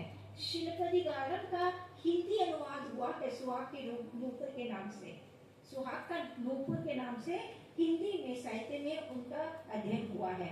इसमें कोवलम, माधवी और कन्नगी के बारे में जो कहा गया है वो आधुनिक व्यापार की दृष्टि से कहा है। एक व्यापारी को किस प्रकार होना चाहिए, वहां पर केंद्र वो है, पर प्रेम का भी एक ओर से पक्ष चलता है, जहाँ कोवलम का प्रेम माधवी वैश्या है, वैश्या के साथ उसका हो जाता है। पर यहाँ पर एक छोटा सा एक ऐसा है ना कि ये जो वैश्या है, वैश्या केवल एक ही है, वो किसी और के साथ नहीं जाती है, केवल कोवलम के साथ जाती है, तो उसको हम वैश्या नहीं कह सकते, पतिव्रत कहना चाहिए। पर जाति उसकी वैश्या होने के कारण उसको हम लोगों ने वैश्या माना है। और कन्नगी का सुहाग की नूपुर को वो मांगती है, वो दे नहीं पाते हैं। वो व्यक्तिगत प्रेम की कथा एक और पहले जैसे ना एक ही ग्रंथ में दो कहानियां एक साथ चलती है। एक तो धर्म क्या है, न्याय क्या है, शासन कैसे रहता, प्रशासनिक दृष्टि से उस पर किस प्रकार का विचार होना चाहिए, प्रशासन के लिए हमें किस प्रकार के कार्यों को करना चाहिए, एक राजा का कर्तव्य क्या है, मंत्री का कर्तव्य क्या है, एक नौकर के साथ या उनके अधीन काम करने वालों के साथ हमारा कर्तव्य क्या बनता है, उस पर भी ध्यान दिया है। और एक दूसरी ओर से कन्नगी और माधवी का भी वहाँ पर चलता है। माधवी की लड़की ही मणिमेखले है। उसके बाद वाला जो ग्रंथ हुआ है, मणिमेखले का जो ग्रंथ हुआ है, माधवी मणिमेखले की पुत्री है। ये कहानी अंतर कथाएं हैं जो बहुत ही प्रसिद्ध ग्रंथ है। इस ग्रंथ का अनुवाद राजा लक्ष्मी कृष्ण ने कहा था, जैसे शेषन ने इसका अनुवाद हिंदी में किया है। इसका ये अनुवाद शिल्पलिगारम का भी अनुवाद उन्होंने भी किया है, और मणिमेखले का भी अनुवाद हमारे शास्त्रीय तमिल केंद्रीय संस्था शास्त्रीय तमिल का है ना, central institute of classical Tamil, ये लोगों ने भी मणिमेखले का अनुवाद 10-15 भाषाओं में किया है। तो मणिमेखले का समय जो है ना बौद्धकालीन युग था, तो इसे बौद्ध की जो समस्याएं थी उस समय, बौद्धकालीन समस्याएं जो थी वो सब वहां आ गई। और मणिमेखला माधवी की पुत्री होते हुए भी उसने वैश्य धर्म को अपनाया नहीं। वो वहां बौद्धकालीन नारी बनकर के अविवाहित रही, और पूरे जीवन में जीवन के लिए एक नारी के लिए किस प्रकार का जीवन शैली अपनाना चाहिए, कैसा जीना चाहिए, उस चीज को उन्होंने वहां पर मणिमेखले में कहा है। तो वहां मणिमेखले को मध्य में रख करके उन्होंने यह कहा है, बिल्कुल वैसे ही जैसे हम लोग पढ़ते हैं साकेत में उर्मिला की कथा। उसको हम उदाहरण के रूप में इसलिए दे रहे क्योंकि मुझे दोनों साहित्य से थोड़ा थोड़ा सा अनुभव होने के कारण मैं आपको तुलनात्मक दृष्टि से आपको रख रही हूँ कि यहाँ जो काम वहां पर साकेत में उर्मिला जी ने किया, वो भी समाज सेवी बन करके लोगों को 14 वर्ष का वनवास उसने भी जिया है अपने पति को छोड़ करके, और उस 14 वर्ष में जो भी उनके साथ हुआ, वो भले ही वो विप्र श्रृंगार पक्ष का विरह श्रृंगार पक्ष के बारे में हम लोग कुछ भी कहे, पर वो जो उन्होंने किया वहां रह करके, राज्य में रह करके राज्य की रानी और कुछ नहीं बनी, पर वो सेवा करती रही, और महिलाओं को भी कई चीजों को सिखाने का काम भी उसने किया।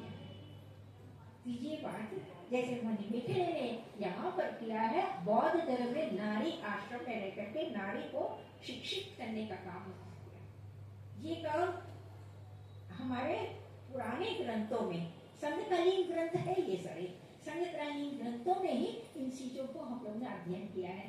बाद में कई कविताओं के माध्यम से आधुनिक काल के कवियों ने भी इसको आधार बना करके कई बातें कही गई। तो ये हमारे तमिल साहित्य में जो है ना आधुनिक काल का अपना एक महत्व है, संघकालीन का तो है ही, और ये सारे प्रसिद्ध ग्रंथों की रचनाओं के माध्यम से उन्होंने कई हमारे जीवन शैली को उभारने का है, और जीवन कौशल की बातें सुनने से पढ़ने से वो जो भी कौशल की बातें हैं उन सब के माध्यम से उभारा है। जैसे कि कन्नदासन की कहानी, एक कन्नदासन का गीत मैं यहाँ पर प्रस्तुत करती हूँ। आधुनिक भाग्य में मैं आना चाहती हूँ क्योंकि आधुनिक के बारे में यहाँ किसी ने कहा नहीं, तो इसलिए मैंने सोचा कि आधुनिकता को आपके सामने ला लूं। कन्नदासन भी हमारे सुब्रमण्य भारती के समय के ही थे। उनकी कई गीतों को या कविताओं को फिल्मों में भी लिया गया है। फिल्म को भी हम लोग एक प्रकार से साहित्य की रचना ही मानते हैं, गीतों को, क्योंकि उनके जो बोल है बहुत सुंदर है। अब आप देखिए एक नारी के सौंदर्य का वर्णन उन्होंने शब्दों के माध्यम से किस प्रकार का किया है। नारी के सौंदर्य को उन्होंने, कन्नदासन की एक पंक्ति है, जो पंक्ति है, कालंगरिल अवल वसंतम, मतलब ऋतुओं में वो वसंत ऋतु है, तो वो नारी ऋतुओं में वसंत ऋतु है। कालंगरिल अवल वसंतम कलैगलिल अवल ओवियम, कला में वो शिल्पी है। जितनी खूबसूरत के साथ हम एक शिल्पी को रचना करते हैं उतनी सुंदर है वो नारी। तो शब्द चयन देखिए, और शब्दों को उन्होंने किस प्रकार वहां कहने का प्रयास किया है। एक रूप सौंदर्य को वर्णन करने के लिए कालंगलिल वसंतम कलैगलिल ओवियम मागंगलिल मार्गरी, महीनों में अगर देखा जाए तो वो मार्ग मास को कहते हैं, क्योंकि हमारे यहाँ मार्ग का मास न ठंडा न गर्म, शीतल पवन। तो ये माह मास जो अभी चल रहा है दिसंबर से मार्च, वो माह सबसे सुंदर माह कहा जाता है। आजकल पानी बरसने लगा है डिप्रेशन के कारण, वैसे पहले हम लोग यही मानते थे। तो ये उन्होंने कहा कि वो महिला इतनी सुंदर है, वसंत ऋतु के समान है और शिल्पी के समान है और ये माह मास के समान है। उसके अलावा कलैगलिल और ओवियम ಮಾದಗಲೇ ಅವ ಮಾಧವಿ मलरगलिले अब मल्ली गई। मलर मतलब पुष्प, पुष्प में वो चमेली है, सुगंध। देखिए कितना सुंदर वर्णन, एक नारी का वर्णन हुआ है, फिल्मी गीत है ये। और इसमें भी कहते हैं पाड़गल अव मणिपुरा, पाड़गल अव तालाट। तो ये परवल मतलब पक्षी, पक्षी में वो कैसी है, वो हंस पक्षी के समान है। और पाड़ल गले अब तालाट, और गीत के लिए वो लोरी है। सो लोरी की जो सुंदरता है, लोरी मात्र गीत नहीं है, माँ की उद्वेगना को, माँ के दर्द को बाहर निकालने का एक सुंदर साधन है। वो माँ अपने दुख, दर्द और रिश्तों की बातों को भी वो अपने बेटे को, बच्चों को सुलाते समय कहती है। ताल आट, ताल का अर्थ होता है जीभ, आट का अर्थ होता है हिलाना। आरारो आरिरारो, ये जो बीज जीभ कहते ना, आरारो आरिरारो, आरारो, ये गीत से शुरू होता है। ये संगीत लय ताल हमारे जीवन में भी मिल जाए तो हमारा जीवन शैली भी उत्तम होगा। तो संगीत के माध्यम से इस प्रकार के गीतों को भी हमारे सामने लाने का बहुत सुंदर प्रयास किया है। तो ये सारे चीजों को, जो अच्छाई की चीजों को फिल्मों के गीतों में भी लेकर के गए हैं। और सुब्रमण्य भारती की बातें के बारे में तो कहना ही नहीं है। उन्होंने उनकी सारी कविताओं में, वो उस समय के थे जब अंग्रेजी राज्य था, तो इसीलिए अंग्रेजी राज्य में जैसे आप लोगों के लाल पाल और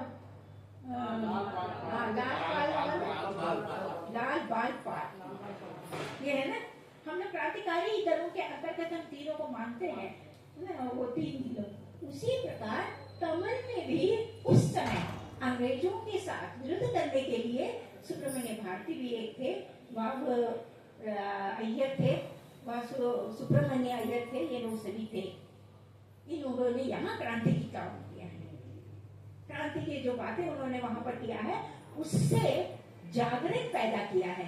उनके एक एक गीत में, सुब्रमण्य के या किसी और के एक एक गीत में जो भाव है, हम कह सकते गागर में सागर बनेगा। जैसे हमारे तिरुकुरल गागर में सागर भर दिया है कहते हैं, बिल्कुल ठीक वैसे ही ये इनकी भी कविताओं में और इनके भी भाव में वही जागृत, पूरे भारत को एक मिलाने के लिए, राष्ट्रीय भावना जगाने के लिए, राष्ट्र को एक लाने के लिए उन्होंने इस प्रकार के कविताओं की रचना की है। बहुत विस्तृत मैंने लिख कर रखा है, 8 पेज का मैंने यहाँ नहीं किया है कुछ भी। और आदेश का पालन करते हुए मैं अपने शब्द को विराम देती हूँ। और बहुत सुंदर ढंग से हमारे तमिल साहित्य को आप लोगों ने सुना, इसके लिए मैं आपके प्रति केंद्रीय हिंदी संस्थान के प्रति और केंद्रीय हिंदी निदेशालय के प्रति भी हम अपना आभार प्रकट करते हैं। बहुत बहुत धन्यवाद सुनने के लिए। और जितने भी हमारे ऑनलाइन में प्रतिभागी आए थे, उन सबको मैं अपना शुभकामनाएं देती हूँ और साधुवाद देती हूँ। Thank you. बहुत बहुत धन्यवाद मैम। साहित्य समाज का दर्पण ही नहीं बल्कि समाज का मार्गदर्शक भी है, यही हम लोग आज सीख पाए हैं। और तमिल साहित्य हो या किसी भी भाषा का साहित्य हो, मेरा यही मानना है कि साहित्य समाज का सच्चा मार्गदर्शक है। यदि मनुष्य को मनुष्यता का पाठ पढ़ाता है तो वो साहित्य ही पढ़ाता है।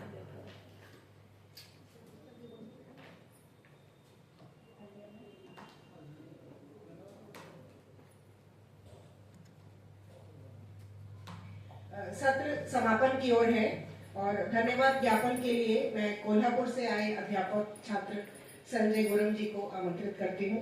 आइए सर। उसके बाद एक पुस्तक का विमोचन होगा। आप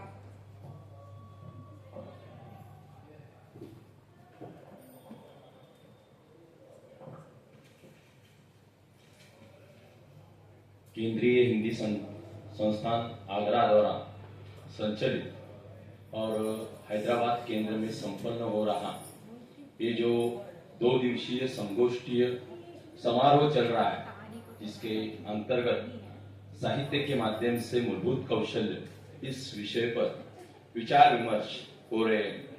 इस कार्यक्रम के द्वितीय सत्र में आभासी माध्यम से हमें जुड़े और हम सब लोगों के लिए जिन्होंने बहुत ही सुंदर तरीके से मार्गदर्शन किया, अपने विचारों को यहाँ गूंथने का काम किया, वो सम्माननीय डॉक्टर श्री रामनाथन जी, जिन्होंने संगीत और कला का शिक्षा के माध्यम से किस तरह विकास हो सकता है इस विषय को बहुत ही सुंदर तरीके से यहाँ पर विश्लेषित किया। इसलिए मैं हैदराबाद केंद्र और आगरा केंद्रीय हिंदी संस्थान आगरा की तरफ से उनको तहे दिल से धन्यवाद देता हूँ। उसी के साथ साथ श्रीमती एस प्रसन्ना देवी जी ने भी तमिल और हिंदी साहित्य को बहुत ही सुंदर तरीके से यहाँ पिरोने का काम किया है और उन्हें भी मैं तहे दिल से धन्यवाद देता हूँ।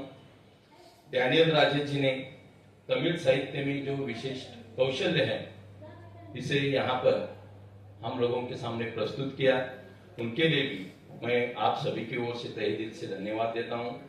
डॉक्टर राजलक्ष्मी कृष्णन जी ने तमिल साहित्य और हिंदी साहित्य को दोनों तरफ से तुलनात्मक दृष्टि से जो कौशल विकास करना है इसके लिए हम सबको परिचित किया, उनके लिए भी तहे दिल से धन्यवाद देता हूँ। इसके साथ साथ इस कार्यक्रम के अध्यक्ष महोदया डॉक्टर ए भवानी जी मुल्ता मैडम जी ने बहुत ही सुंदर तरीके से पूरे कार्यक्रम को आपके सामने रखकर अपने विचारों का मंतव्य व्यक्त किया, इसलिए इन सभी की ओर से आप सभी को धन्यवाद देता हूं। अल्पास तो नहीं है मेरे पास आप कहने को, अल्पास तो नहीं है मेरे पास आपको कहने को, पर आप जैसे अतिथि जिस प्रारंभ में पधारे हो उस कार्यक्रम को लग जाते हैं चार चांद, उस कार्यक्रम को लग जाते हैं चार चांद। मूलतः हम सभी लोगों के लिए एक सुवर्ण योग है, क्योंकि आप जैसे महानुभावों के विचार सुनने का मौका हमें मिला और इसलिए कि मैं अब तहे दिल से केंद्रीय हिंदी संस्थान आगरा इनके सभी जो सदस्य हैं इन्हें मनपूर्वक धन्यवाद देता हूं। साथ ही में जिन लोगों के साथ सुबह से हम मिलजुले कि बिल्कुल ही अपेक्षा ही नहीं थी कि इस तरह का कोई संयोगवश हमें इतना मौका मिल जाएगा कि सुबह से आप जैसे महानुभावों को मिलते हुए, आप जैसे मनुष्यों को मिलते समय कि बहुत ही आनंद हो रहा था।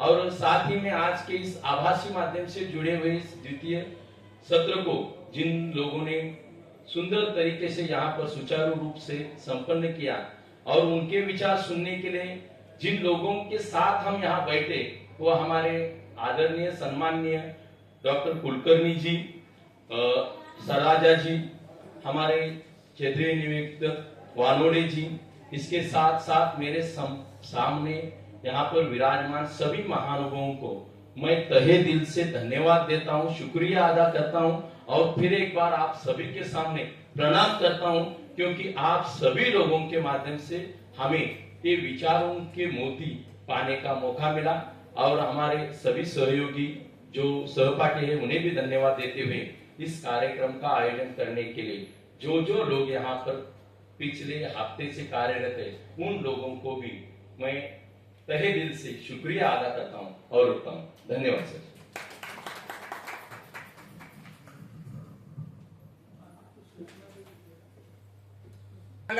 और डॉक्टर के श्याम सुंदर,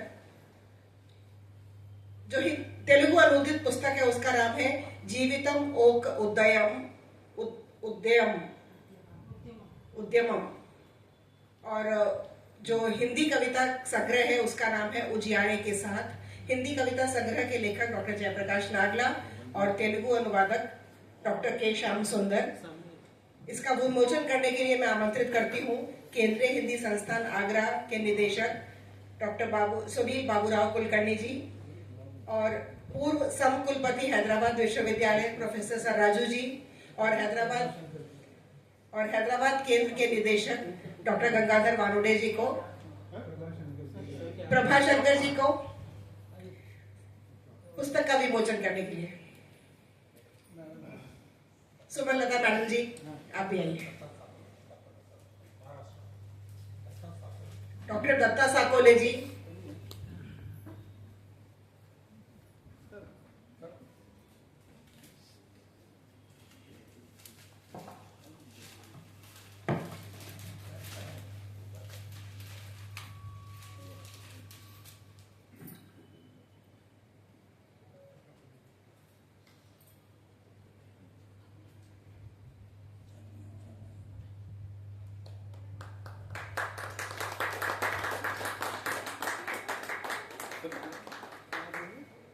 हाँ, आप नागला जी के पास जाइए। हाँ, नागला जी के पास जाइए। हाँ।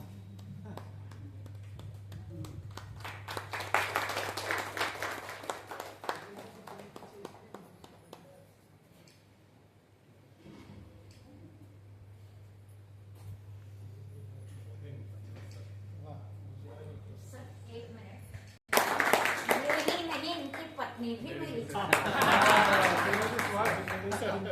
और अनुवाद आज आपका जो है मंच पर से करते हुए उतना ही मुझे आनंद मिल रहा है जितना उसके माँ को मिलता है।